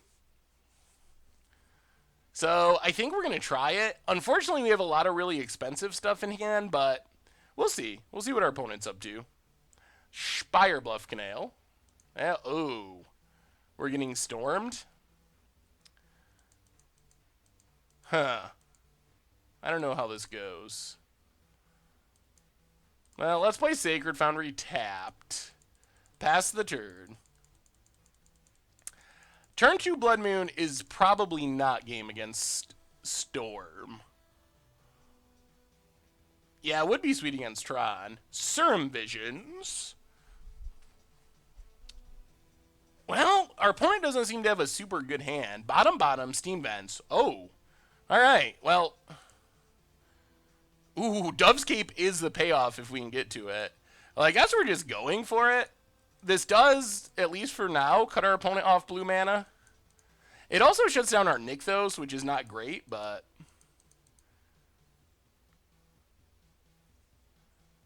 No blue for you?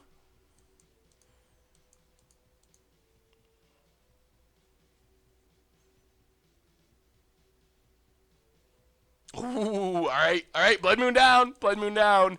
We do have our silences in the sideboard if this is Storm. Do I know Wesley Safadzo? I do not. Opponent, another non-basic. Okay. We draw planes. I guess we play Suppression Field. If we somehow get to Dovescape, it should be game. I don't think our opponent can beat Dovescape. Paradise Sail, welcome to the Fishbowl. Thank you for your subscription. Big scoops here for our new subscriber. Balance should know. Balance should not wheel. I first pick Balance. Oh, blue mana. Opponent finds their blue mana. I first pick Balance pretty consistently. Play Rugged Prairie, pass the turn. Maybe our opponent's playing a Breach deck and we could just be dying. That's another possibility. Opponent passing.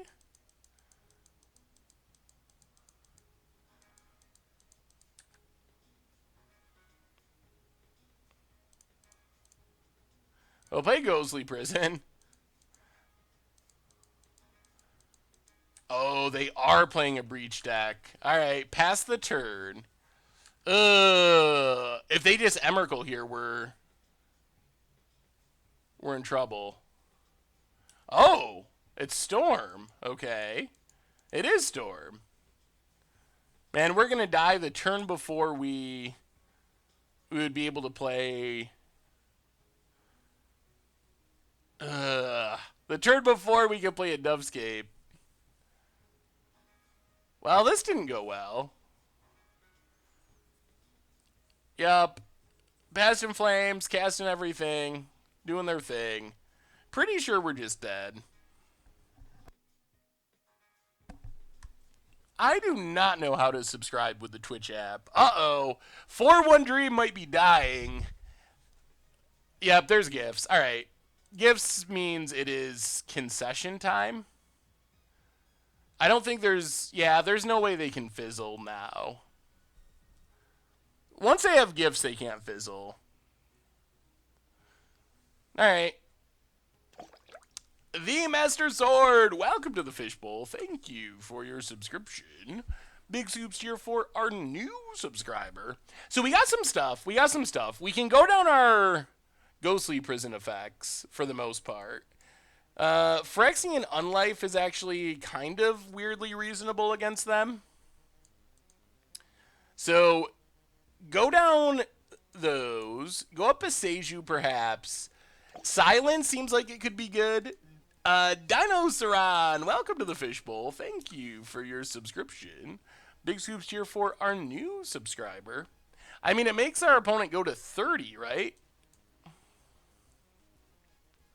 Maybe that's not enough. I guess they can still 30 us. We definitely need Rest in Pieces. I kind of want the Greater Oromancies to beat their bounce spells. And maybe Defense Grid to make our opponent play at sorcery speed. I guess Unlife is not very good. Ghostly Prison could be like a one-of to deal with...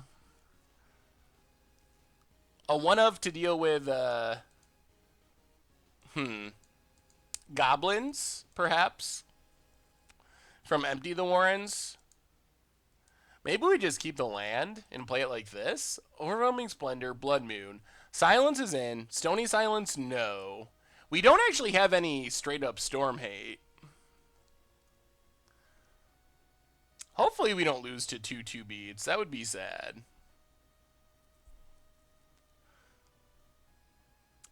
Yeah, Suppression Field, you're right. Doesn't do much. I guess we can leave in another Ghostly Prison. Does this do anything? I mean, I guess it stops fetch lands, but that doesn't seem to be a big help. Maybe we bring in another O-Ring? Maybe like this? I don't think Splendor really does anything. How's this look?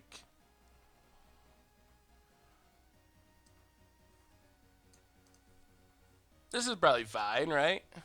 Well, what do we bring in if we're taking out all the suppressions? Suppressions do add white mana symbols.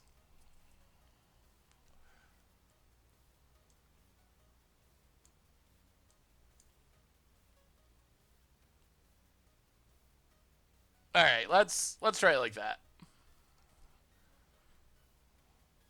I don't think bridges are very good. Yeah, Splendor is so slow, though. Like, Baral's doing his damage pretty early.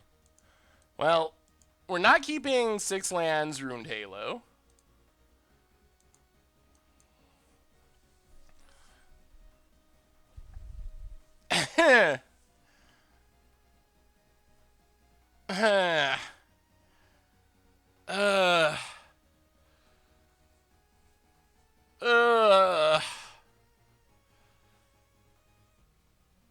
This hand is so slow.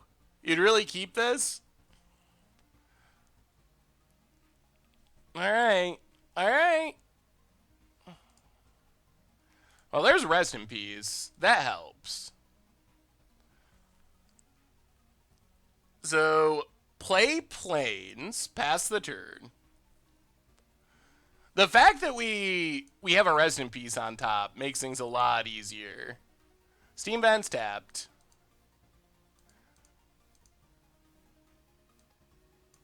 Play Prairie. This hand might actually be decent now. Run out Rest in Peace. And we can try to Idyllic Tutor up something that's good. We didn't want a Temple on turn 1 because we already scryed into a card we wanted. Opponent passes. Well, let's run out our Idyllic Tutor. If it gets remanded, it gets remanded. It gets remanded. Well, if they can win on turn 2 through Rest in Peace with no Brawl to start the turn, then Storm should be banned. Chronolays! Well, welcome to the Fishbowl. Thank you for your subscription. Big scoops here for our new subscriber. What do we draw? O-Ring.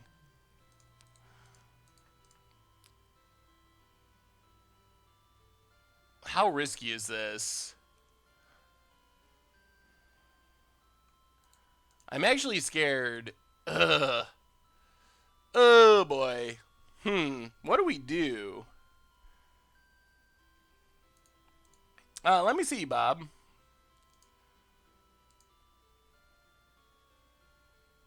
Oh, I like it. Ascendant Law Mage is spicy edition. The problem is if we O-Ring and they have a bounce spell, they can bounce their Electromancer, and we'd have to exile our own Rest in Peace, which would be... that would be the blowout of blowouts.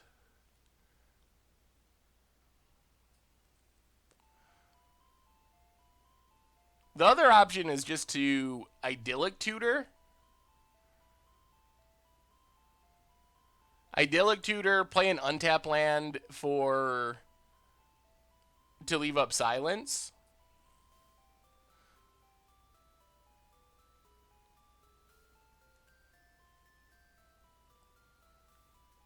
Well, all their 2-mana bounce spells like Echoing Truth are turned on right now because of Electromancer. Yeah, let's Tutor.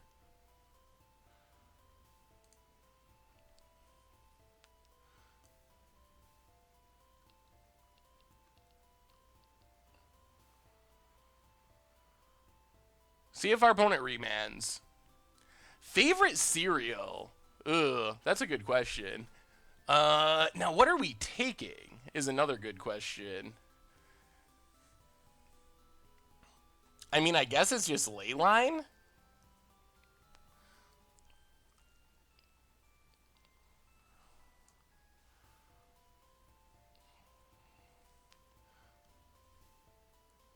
I think. Well, we can't cast Form a Dragon yet. It's got to be Leyline. Play Sacred Foundry, untapped. Now, chat, here's a big question. Are we supposed to just... Are we supposed to just silence upkeep? Or do we let our opponent cast their stuff and then try to silence when they go to cast their Past in Flames? Wickering, welcome to the Fishbowl. Thank you for your subscription. Big scoops cheer for our new subscriber. Yeah, I think we're not going to upkeep it.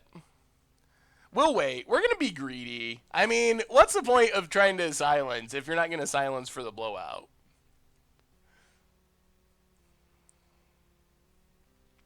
Remember, silence does not counter spells on the stack. So if our opponent casts the gifts, it will still resolve.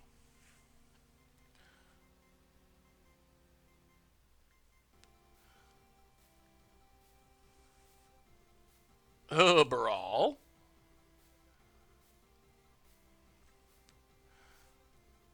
Okay. Opponent gets in. Yep. Down to 16. Pieces of the puzzle. What do they find? Sleight of Hand Metamorphose. Setting up for next turn. Rugged Prairie is actually a pretty good draw. Rugged Prairie means we get to cast this Leyline and still leave up silence. So cast Leyline. Favorite cereal? I'm going to go with Frosted Flakes, I think. I don't eat cereal as much as I used to when I was a kid. I'm more of a eggs kind of breakfast person. Eggs, omelets, pancakes. Those are my favorite breakfast foods.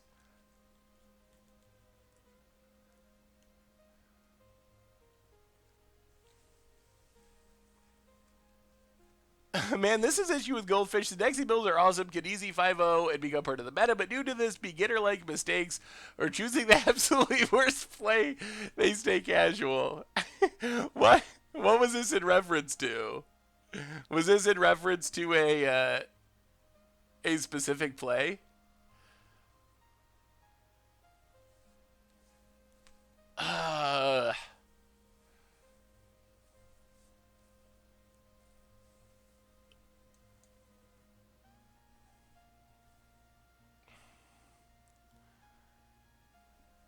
Does upkeep silence even do anything is the problem.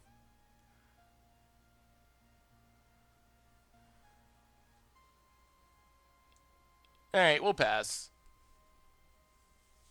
Why would we not hold up silence?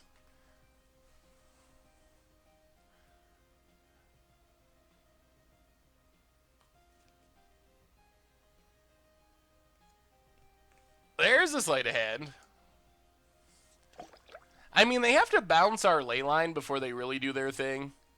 Albert, welcome to the Fishbowl. For the second month in a row, you're my favorite MTG content creator. I love watching stream videos and reading your articles. Well, thank you so much, Albert OBC. Definitely appreciate it. Welcome to the Fishbowl. Big soups here for our new subscriber. So, just so it's clear, you can't counter a spell with silence. It stops the opponent from casting spells, but it doesn't do anything to spells that are already on the stack. Like if we cast Silence when our opponent casts this, they still get their Serum Visions. So we got to time it so it ruins future spells. It's not going to stop current spells. Holy Rituals. 1, 2, 3, 4. 1, 2, 3, 4, 5. Well, let's see what we draw. Opponent beats in, hits us, down to 13.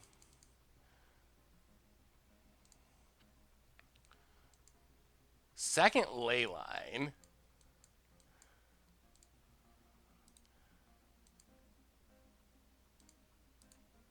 It does not stop Echoing Truth, but that's probably better than O-Ringing, I think. Maybe it's not. Maybe O-Ring is better. I assume the Echoing Truth is their bounce spell, which would get both Leylines. Leyline does add extra mana. Let's scry. See what's on top of our deck. We're to the point where Enduring Ideal would be good. So land to the bottom.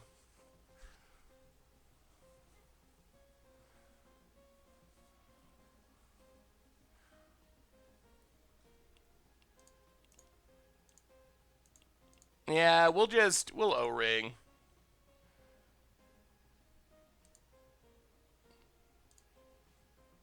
Get rid of Electromancer. Pass the turn.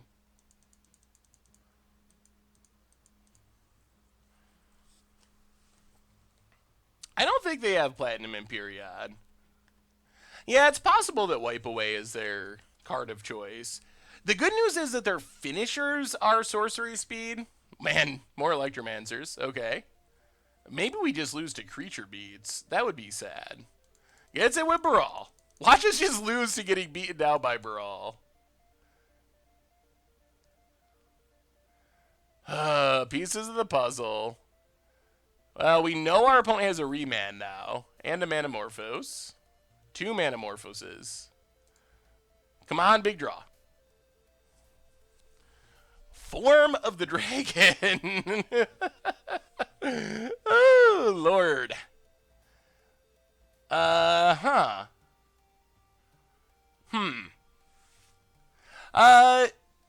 Christmas traditions, mostly just family stuff. See my family usually. They usually do like a ham dinner type thing. So nothing crazy.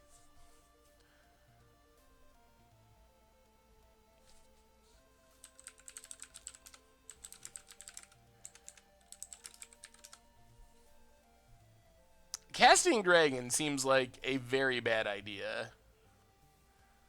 1, 2, 3. 1, 2, 3, 4. 1, 2, 4. It would take all of our mana. And we know our opponent has Remand. So we can't really cast it. We can, however, Nykthos.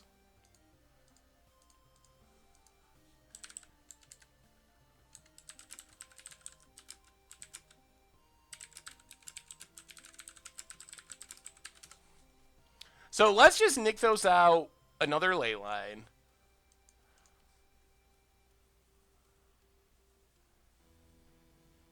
If our opponent wants to Remand, we can't really stop them. They gotta be able to combo off next turn.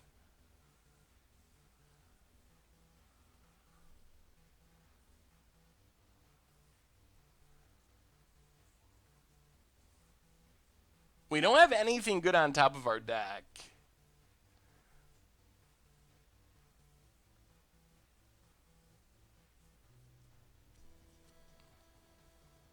Oh man, this is going to be interesting. This is going to be super interesting. Not sure if this is going to actually work or not. Oh god. So Leyline on the stack. The problem here is it uses all of our mana, and we know our opponent has Remand because they just got it off their pieces of the puzzle. So pass the turn. Yeah, we don't know that we have anything good happening.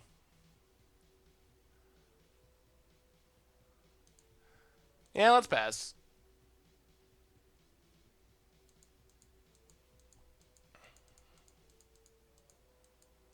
Here comes Echoing Truth by the looks.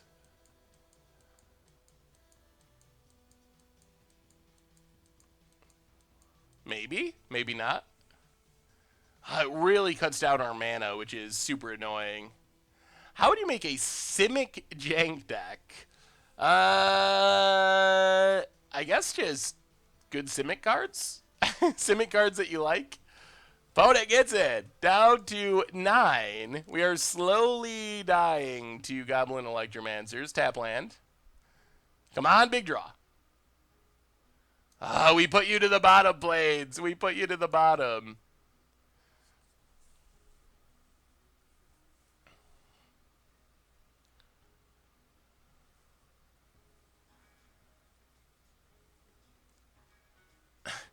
So we could silence Form of Dragon and just hope that that works.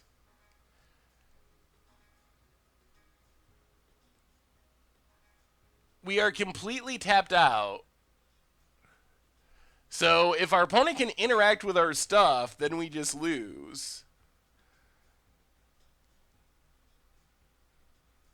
Yeah, then we're tapped out and we can't use silence to defend ourselves, though. If we just cast for them, they remand it. Which maybe that's fine? Except we have to tap a lot of mana awkwardly.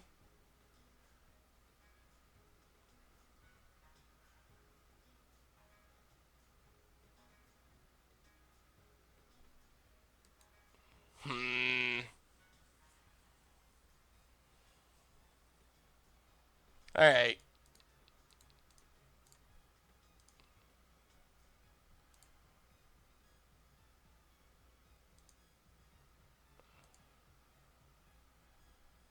I think we're just going to cast it. And leave up our silence.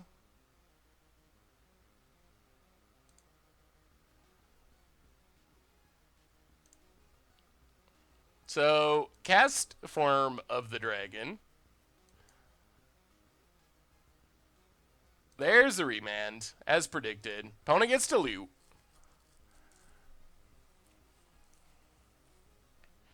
Yeah, I mean, we get the remand out of their hand, so that's still pretty good. Play the plains. Pass the turn. Hope for the best. Opponent discards the gifts. We can't just run it back again next turn and hope. Opponent. Getting in. What an awkward storm match. Opponent hits us down to 6. Manamorphose. Alright, opponent's going for it. Opponent's going for it. Or at least cycling, since they're going to discard the hand size. Let's see if they're actually trying to combo.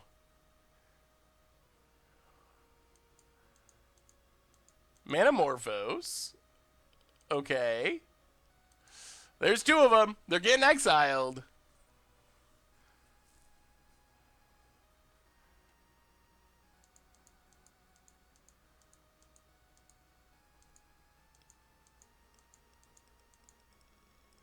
Eight cards in hand is so many. What's up, the third tail? How goes it tonight? Yeah, this has been a really intense game. Empty the Warrens. Okay. I think this is fine. I mean, assuming we get down Form of Dragon, this should be fine.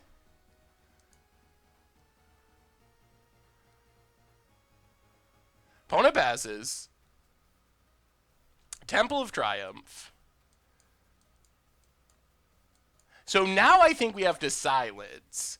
Great Germ, welcome to the Fishbowl. Thank you for your subscription. Big scoops here for our new subscriber. So, cast silence.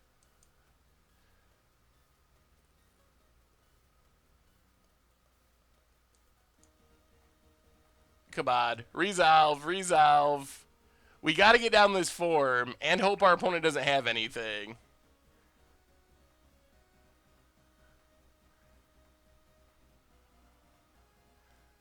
Come on. Come on. We need this. We need this. This is... Oh, no. Another remand. Oh, so many remands.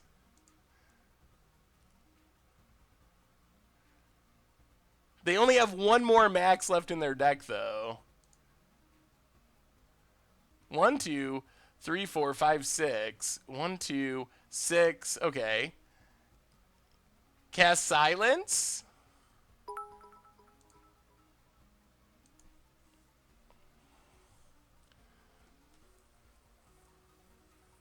Manamorphose. Oh my goodness. Thank you for the cheer. Definitely appreciate it. Does it resolve? Resolves. Alright, so we get down our form. Add red. Add red. This is not a guaranteed win because our opponent can still bounce our stuff. Play Form a Dragon. Play Temple. Scry. There's a Enduring Ideal. Alright, pass the turn. See if our opponent has a bounce spell. We're dead to any bounce spell. They just bounce, attack, we lose. Form a Dragon. Hits us down to 5. Come on. No bouncing. No bounce spells. No bounce spells. One time. Survisions. That's not a bounce spell. It looks like we're going to get to close out with a holiday game of Momi, I think, because this is the last game of our league. Steam Vents. Opponent. Wow, are we going to steal this? Are we actually going to steal this? Form of Dragon. Form of Dragon, is it even worth killing a creature? Probably not. They can't attack because of Form of the Dragon. So we're just going to go face. All right, let's see. Let's see. Do they find another counter? Enduring Ideal? Oh! Oh! It resolved! It resolved! It resolved! All right, we got to make the right choice so we don't lose. Dovescape is appealing, but we can die to the bird, so we can't get Dovescape yet. Ghostly Prison, no. I think it's got to just be Greater Oromancy. It's got to be Oromancy. Yeah. So get Greater Oromancy. Pass the turn. So now our opponent needs 2 bounce spells to bounce our stuff instead of just 1.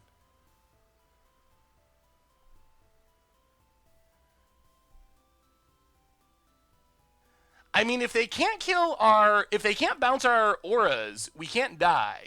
Because they can't build our face thanks to Leyline. They can't attack thanks to Form of the Dragon.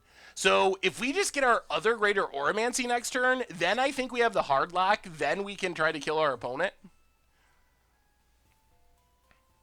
So we got to go this turn without a bounce spell. Manamorphose, opponent, I mean, we're F6 we can't do anything. Come on, no bouncing. No, and our opponent scoops it up.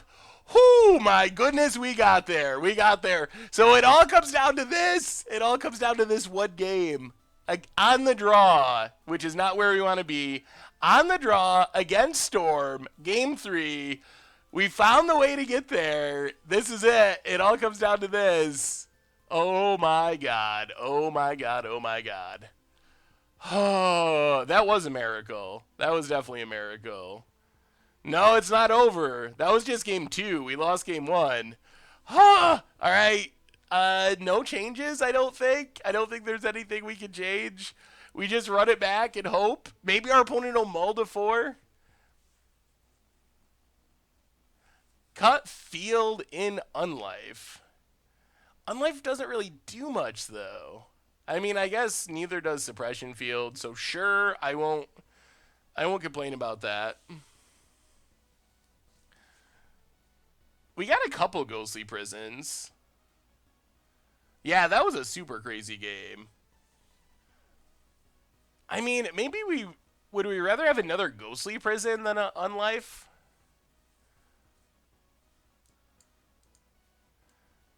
Maybe we just go another Ghostly Prison. Because the Ghostly Prison's better against the Goblins. 61 is the number of cards in the deck. We have to play 61. Hey, awesome, Elmer. 8-Whack is really good. All right, let's run it. I don't think Story Circle's good enough.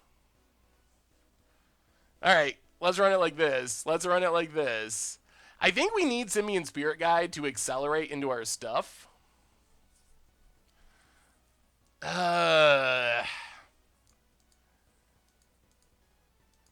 This hand is slow. We have no protection. We get to scry. The fence grid isn't super helpful. Lotus Bloom is so slow on the draw. We gotta ship it. Oh dear. Oh dear. Oh boy. Oh no. Not like this. Not like this. Are we going to 5? All the way to 5? Oh, I don't want to go to 5. I hate going to 5. All right, we're going to 5.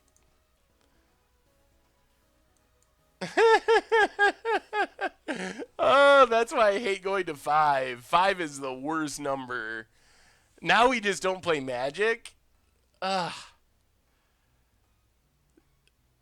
Oh, that's why I don't mulligan, people. You always wonder why I keep one-landers. It's because I hate when this happens. It's the worst feeling.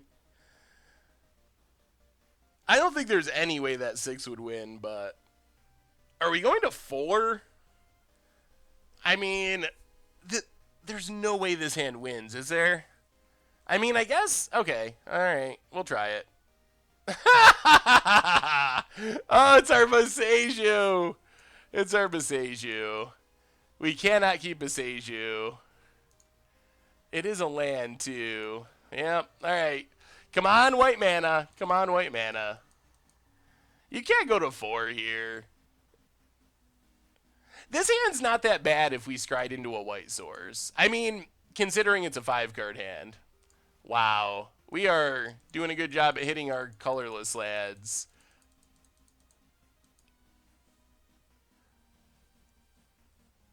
Certain Visions. This actually isn't a bad hand for being a 5-card hand. Ruined Halo, Silence, Oblivion Ring are all relevant cards. That is reliant on us finding mana.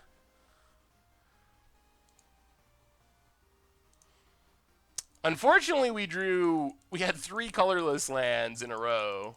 So we can't actually do anything. I don't think the first hand was likely to win against Storm either. Oh boy, that's a good pieces of the puzzle. Opponent gonna get Ritual. Well, we gotta draw a colored source of mana for us to have any chance. Opponent keeps the 2 rituals. Yeah, death next turn seems probable. Come on, white mana to have some hope. Dovescape. Oh, well, this is how the dream dies, unfortunately. I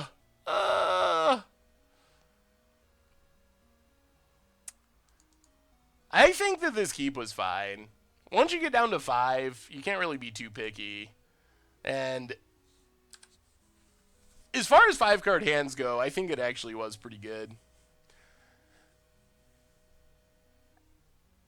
I have a hard time imagining, other than just hitting a ley line, that the 4 could be better than this 5. It's unfortunate that we just had colorless land on top and then scryed into a colorless land. That's obviously... As weird as it sounds, I think we're still in this game if we hit a white source. If we hit it... I mean, maybe?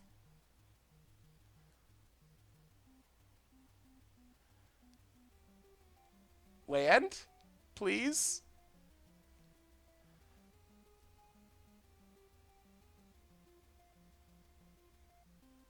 Land? What time? We have Ghostly Prison. Why is our opponent stopping on all of our steps? I'm so confused. Coldenon, welcome to the Fishbowl. Thank you for your subscription. Big scoops here for our new subscriber. Yeah, that's why you need to draw a land.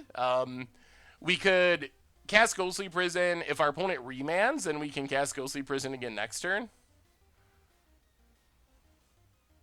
Wow, Giga Drouse. All right. Yep. Well, we didn't draw land anyway. Opponent taps us out. We pass the turn.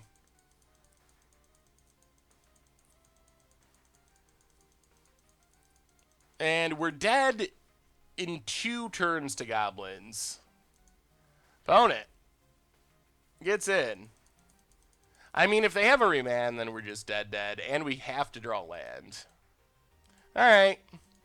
Well, this one just wasn't meant to be, unfortunately. We just did not cast anything that game. The Mull to 5, the Mull to 5, the Mull to 5. Well, I think the deck was pretty sweet. A lot of the games we lost were to just some massive mana problems. And to be fair, the deck is playing a lot of really expensive cards, so sometimes we have 2 or 3 lands, and it feels like we're getting mana screwed just because the deck is so overloaded on expensive stuff. So you cannot name tokens. It's not a nameable card because it's not a card name, so you can't name Goblin. But we could have played Ghostly Prison is what we were trying to go for there. So we end up with a 3-2, which is not as great as a 4-1, but I mean, that's magic. That's magic. You never know. Sooner or later, it's your turn to be the Mull to 5. Good news is, we still have a treasure chest. We get our play points back. We get a single treasure chest, and this could finally be the one. We've been waiting. We've been waiting. We've been waiting for the complete set in the treasure chest. It's our chance. It's our one chance. Come on. A Christmas miracle, the complete set. If ever you wanted to be nice to us, Worth, or Lee, or whoever you ask these days at Magic Online, come on. Come on. Come on. So here we go. One chest. One single chest.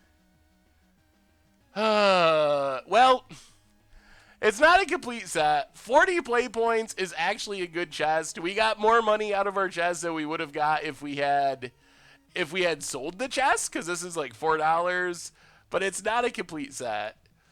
Some of the prizes, like where this card is here, Servant of the Conduit, instead of getting a single Servant of the Conduit, you can literally get an entire complete set of like Ixalan, Kaladesh, any standard legal set, or a complete foil set. So every single card in the set. But that's what we were hoping for. So the deck was pretty good. I think it's actually pretty fun. I like it. If you like locking people out of the game, it's a good option. I don't think we're going to buy more chests. There is super good news, though. The super good news is we get to close out with a game of Momir. I did not think heading into this stream that it would be possible because the deck is so slow, but we can do some Momir. We can wrap up with a game of Momir, some holiday Momir, everyone's favorite. Maybe we'll get a lot of snowy cards. Snowmere, indeed. So at the top of our list, Apes of Wrath, Murray NYC, Mage Knight, Stony Baloney, Commando, Zacho, Dark Puka, and Lultz. So, if any of you, I think Apes of Wrath, oh, did Apes play? That's right, Apes did play. So, Apes of Wrath is out of there. Murray NYC, Mage Knight, Stony Baloney, Commander Zacho, Dark Puka, and Lultz08. If any of you want to play, send me a message, send me a challenge, actually, not a message. If none of those people want to play, we will open it up to anyone. What changes to the deck would you make to make it better? I actually felt like the deck was pretty solid. I feel like our losses, I never felt like, oh man, Stony, is that Stony Baloney? All right, Stony Baloney comes through. I didn't feel like there was anything I would actually change in the list. So, I don't know. I feel like our losses weren't because of deck building problems. It was just a combination of variance and maybe we could have played better. I didn't feel like there were any specific punts that caused us to lose matches, but you can always play better.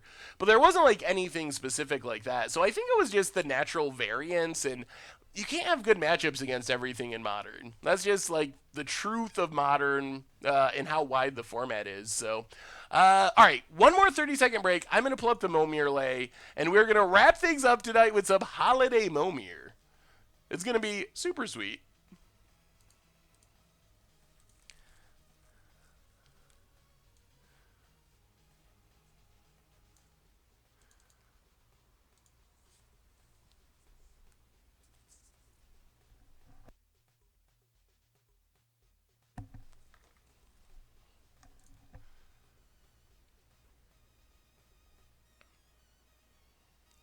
And we're back.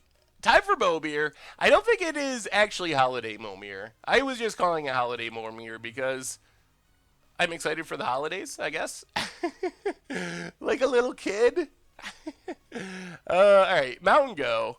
If you're not familiar with Momir, it is super fun. It is super random. Who knows what will happen? Opponent also leads on a mountain, although I think our mountain's prettier, so we're winning. Let's make a random 2-drop, and we get... I mean, it could be Holiday Momir. Chief of the Scale, holiday rating, I guess like a 2. I don't really see anything holiday flavored about Chief of the Scale. Good if we get more warriors, though. I kind of want to play a warrior deck. I feel like black-white warriors could be like a semi-viable budget option for Modern. You get these like weird pseudo 2-mana lords that aren't that bad. Opponent gets Suit Stoke Kindler, 1/1 haste, gives a black or red creature haste. That could get annoying later in the game if they get some big dragons.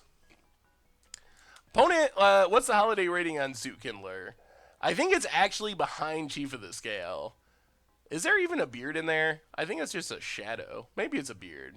Suit Kindler isn't even like slightly, I guess it's red. That's like kind of a Christmassy color.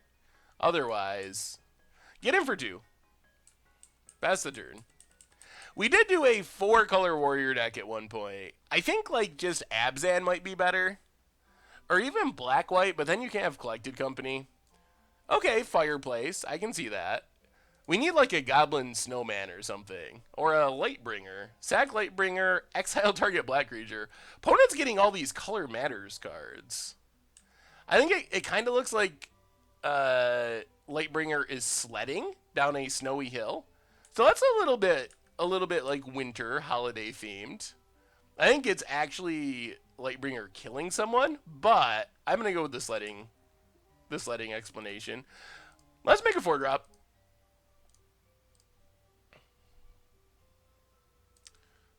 Wild Elephant. Okay. 3/3 trample. What, is that a snake? Yeah.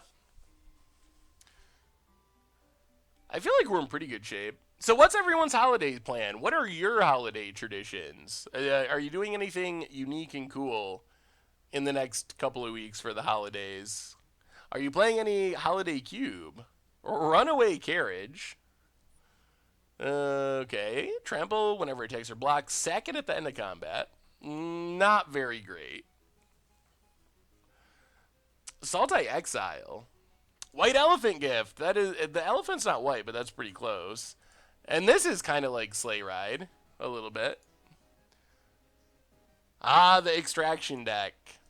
The Extraction deck does look pretty spicy. We'll discard Plains. Tangle Hulk. Okay, we'll just pass. We're not going to attack into this runaway carriage. I've got a 12 Days of Christmas dungeon I'm running my group through. Santa is the final boss. That sounds pretty sweet. What is the best Christmas gift Wizards could give the community? Oh, man. Jeez.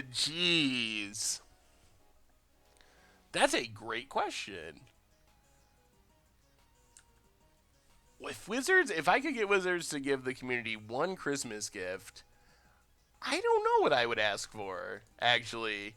What do you all think? Banning a tune, that came to mind as a possibility. What is... Oh, Torrential Gear Hulk. Masterpiece Torrential Gear Hulk. Well, we will keep passing. What Christmas gift would you want? Oh, abolishing the reserve list. Yeah. that would probably be my choice too, now that you say that. Return to Lorwyn. I feel like they are giving us the gift of reprinting expensive cards, and I think they will keep doing it. So I feel like that gift is very likely to continue to happen. Yeah, I like Abolish the Reserve List. Better card stock, that is also. Did our opponent just whiff twice in a row? Arcbound Wanderer. What was their last. Did they hit 2 zeros in a row? Really? Our opponent is the body double in Arcbound Wanderer. Our opponent's worst Momi player ever. Blood Moon in Standard, I wouldn't even ask for that, and I'm the biggest Blood Moon fanatic in the entire world.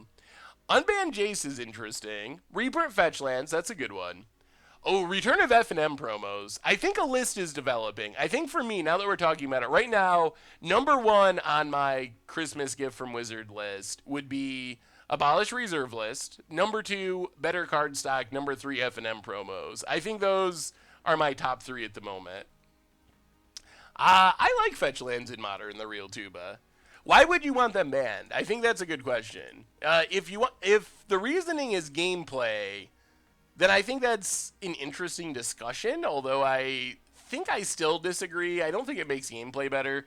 But if it's a price thing, I don't really like that argument, because I feel like that can be solved just by printing. Like, the Shocklands are pretty cheap. Wizards just would have to print Fetchlands in a higher supply set. Hellkite Igniter? Well, Chancellor has reach, so we're not super scared of that. Add all blue cards to the reserve list. Ban that. Jay Zoller, you were the Grinch. You were the Grinch, Jay Zoller. I'm going to call you that for the next several streams. Oh, the Grinch. Jay Zoller wants to steal Christmas. I'm trying to think of the Grinch song where they're just like not even saying real words. I can't remember it. Do we go attacking? We better not. We'll just pass. We did get Axelrod. Ooh, that's kind of Christmassy. Is Axelrod throwing snow? Is it? I think that's a little bit holiday flavored. I was thinking the one the other people sing, like the. I can't think of it. I don't know. Yeah, I know the actual Grinch song. That's one of the better holiday songs, I think. Make Crab Tribal a legitimate deck. Well, it is your Christmas gift. You can ask for anything. You missed most of it, Icy Dog. What's up, Whackin'? How goes it? Alright, let's get a good 8-drop. Deal with this Ulamog's Crusher. Avatar of Will. Not the best of 8-drops. Well, I guess this is fine. We can just block Crusher and sack our Elephant and Chief of the Scale. Something like that. So, opponent gets in. We'll sack our two worst creatures.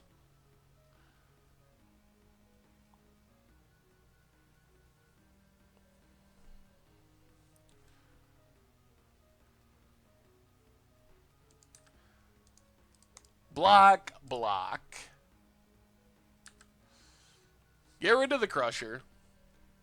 Better MTGO. I actually think Moto... Ooh, another good Christmas gift request would be that Arena is awesome. That's another good request. The Wizards nails it with the economy, and Magic on and that Magic Arena is just super awesome. It takes over as like the Hearthstone slot is the most popular game, and it brings a dawning of a new golden age of digital Magic. That's a good one.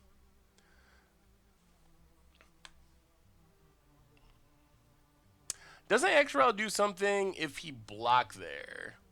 Whenever a creature dealt damage by X-Rod dies, you gain a life, deals 1 damage to target player. Yeah, I guess we could have blocked there. Maybe that would be better.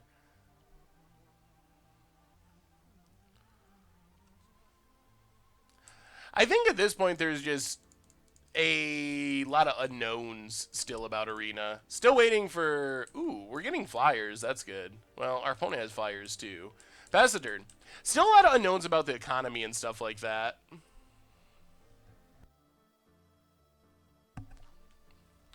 I don't know about that, Dussel, because it's not even going to be released on phones and tablets right away. So I don't know how it can be focused on phones and tablets when it's only releasing on PC. And they said that all their focus right now is on making it for PC. And it probably will come to other things eventually, but... Pass the turn. Can you check this deck? Pyro Zada tokens. Ooh. Sounds spicy. Oh. That's a big scary flyer. Well, settle in. This is one of the long, grindy games of Momir. I guess Chancellor still holds this Acroma at bay. Zada tokens looks pretty interesting. I always wanted to build a super crazy Zada deck, and I just never managed to get it quite right. That could still be an against odds card for Modern. Deep Spawn. Well, Tidal Kraken can get in some damage. Being your upkeep, I wonder if this is still bugged, where the cards just kind of float on the screen and don't go away. 6/6 trample. Oh, opponents given the haste. Might as well take advantage of it. The technology they're using for Arena makes porting it to mobile extremely easy, almost like clicking a button. Oh, Terastodon. That's not ideal.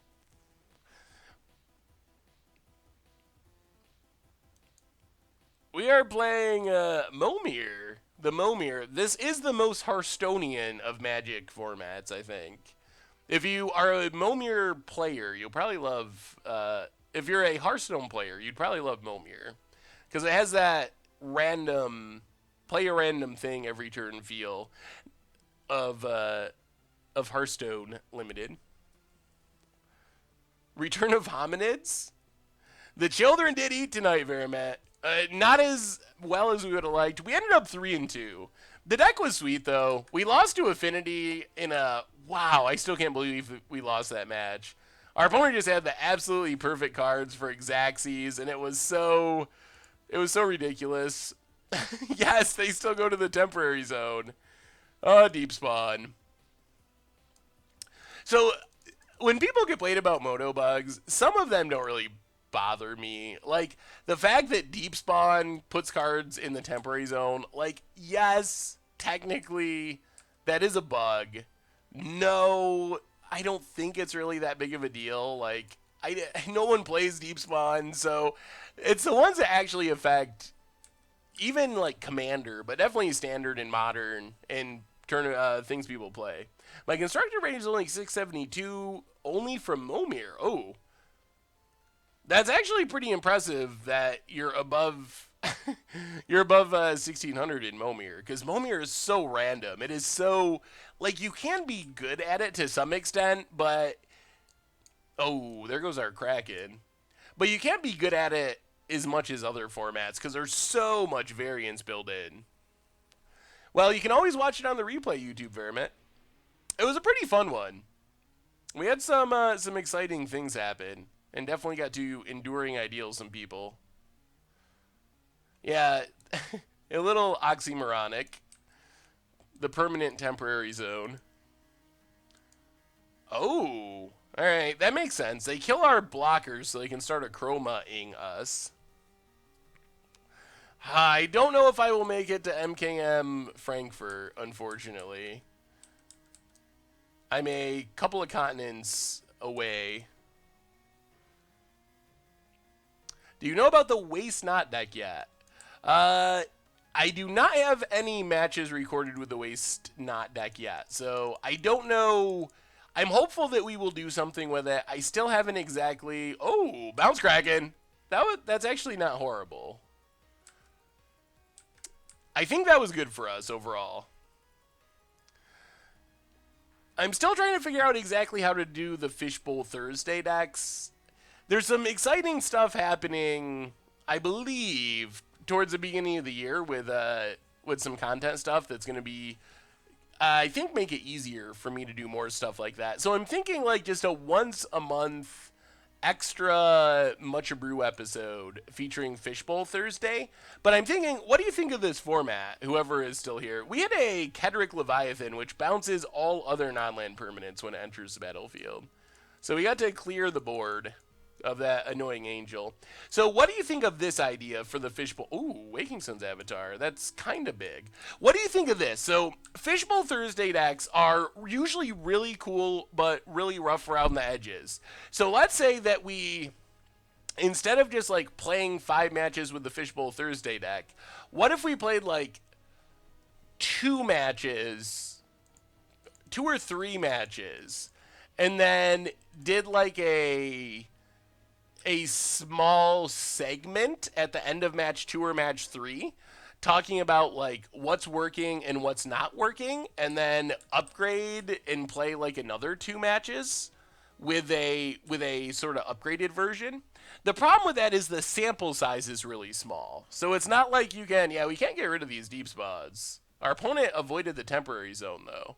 So the problem is it's a really small sample size, so it's not like you can learn if the upgraded deck is really good or how good or bad the Fishbowl Thursday deck is by 3 matches and 2 upgraded matches. So bear that in mind, that the sample size would be really small, but I think it could be fun and interesting. And then it's sort of like almost like a twist on like a Deck Doctor type series. So I don't know. That's one of the things I'm thinking about with that series.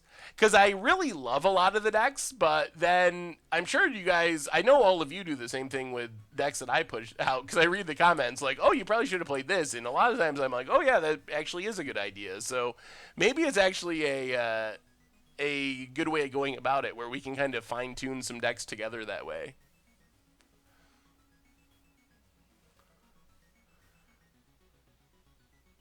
Oh, we got our Forest Walker. Course of the Conclave. Vote it. Oh, no! Our opponent keeps getting the Ashen Riders. Ashen Riders so good in this format. We need another Bounce Kraken. We need another Bounce Kraken.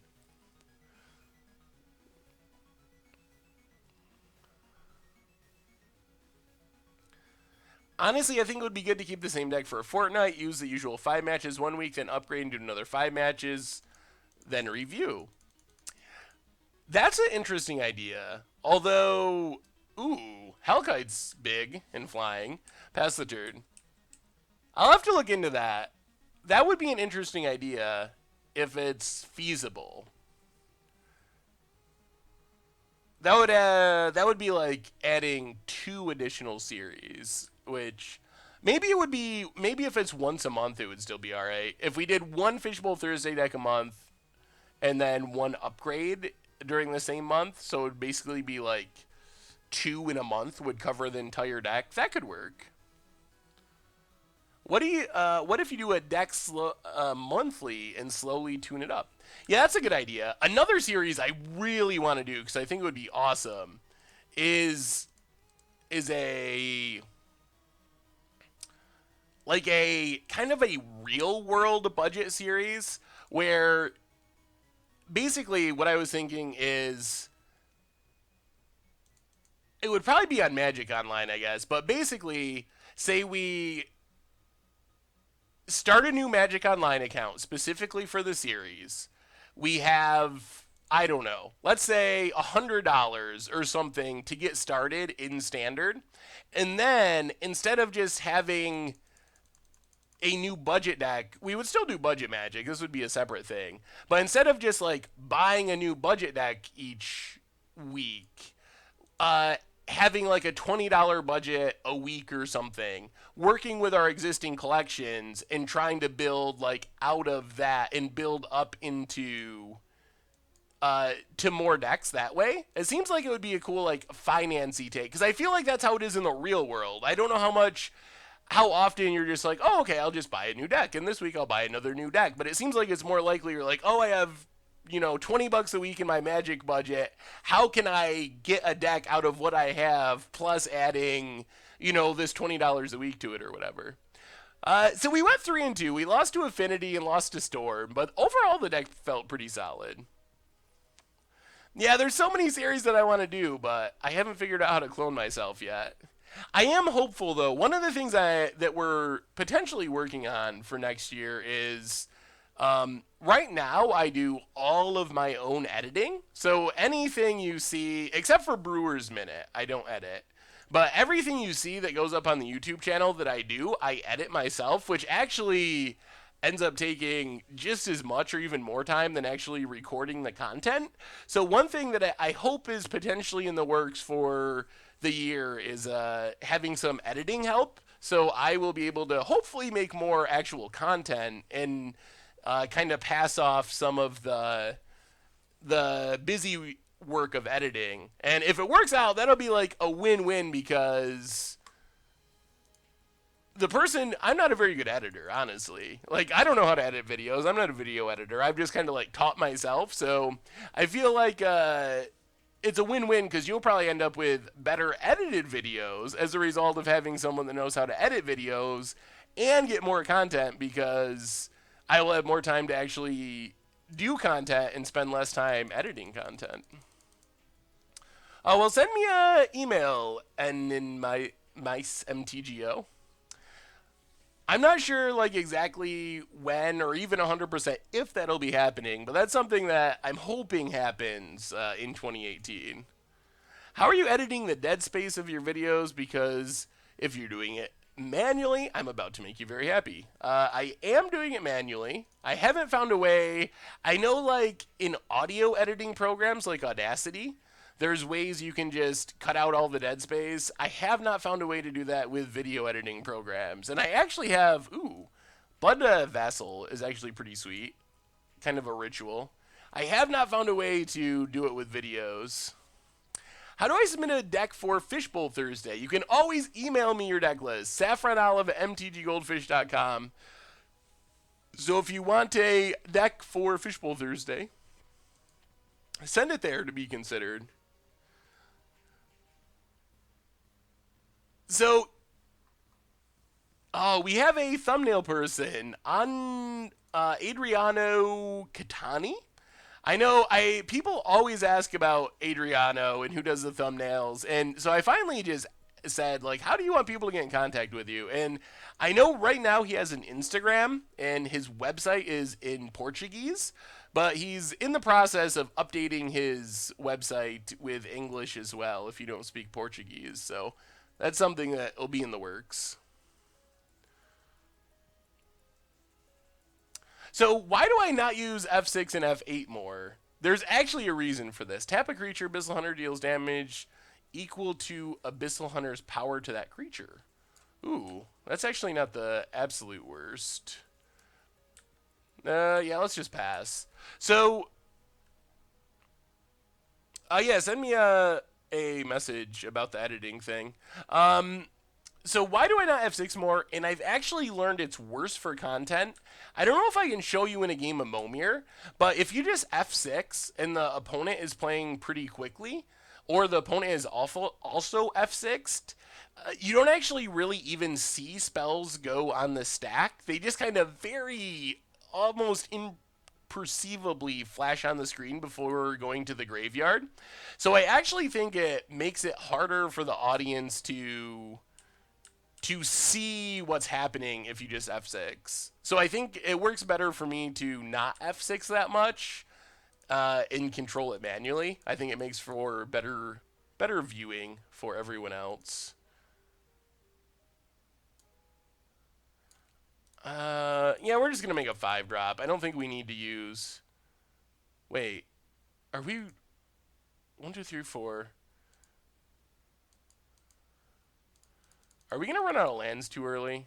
We make a 5. We draw a land. We make a 6. We draw a land. We make a 7. Oh, I guess we're good. All right, we'll make a 5. Ooh, Zenger Vampire. And pass the turn.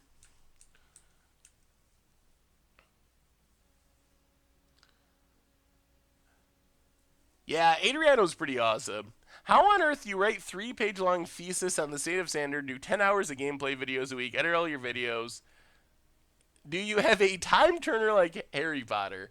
That is a good question. I don't know. I guess I've gotten pretty quick at a lot of that stuff, but I don't know. Sometimes it surprises me too how much I manage to get done. I need a. What are some good? What do you want to hear about for articles? I got an article to write tomorrow. Any suggestions? I don't have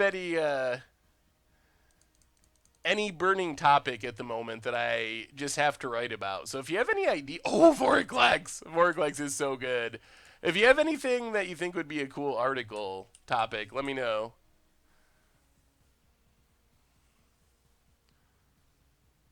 Draftism. I'm actually not sure what draftism is.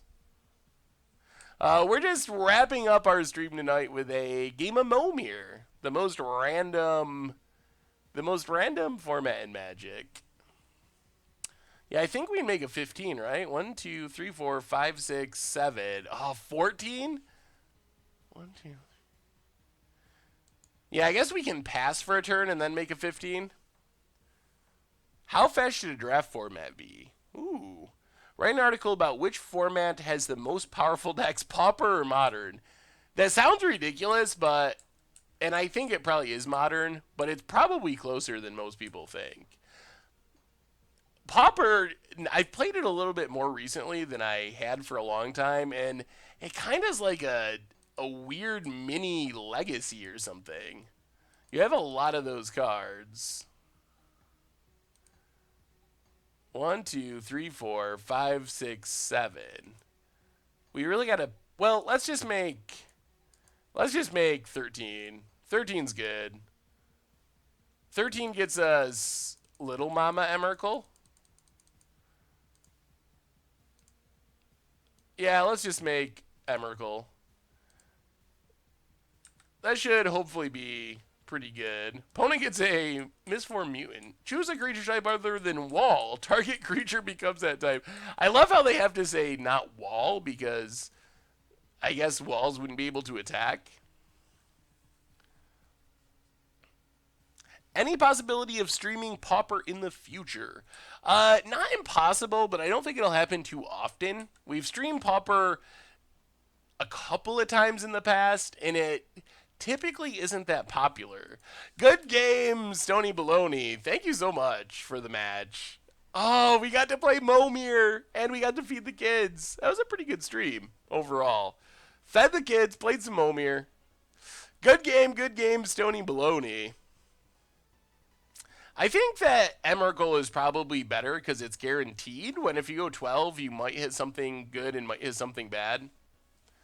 An article on why the common plays, like Path on Upkeep. Ooh, that actually sounds like it could be a good video, too. I like that idea.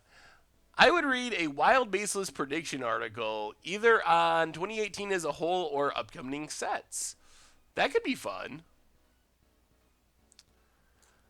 Well, everyone, I think this wraps it up for tonight. So, I am planning on streaming on Tuesday, so it'll be the day after Christmas. Normal time, 7 Eastern, no changes.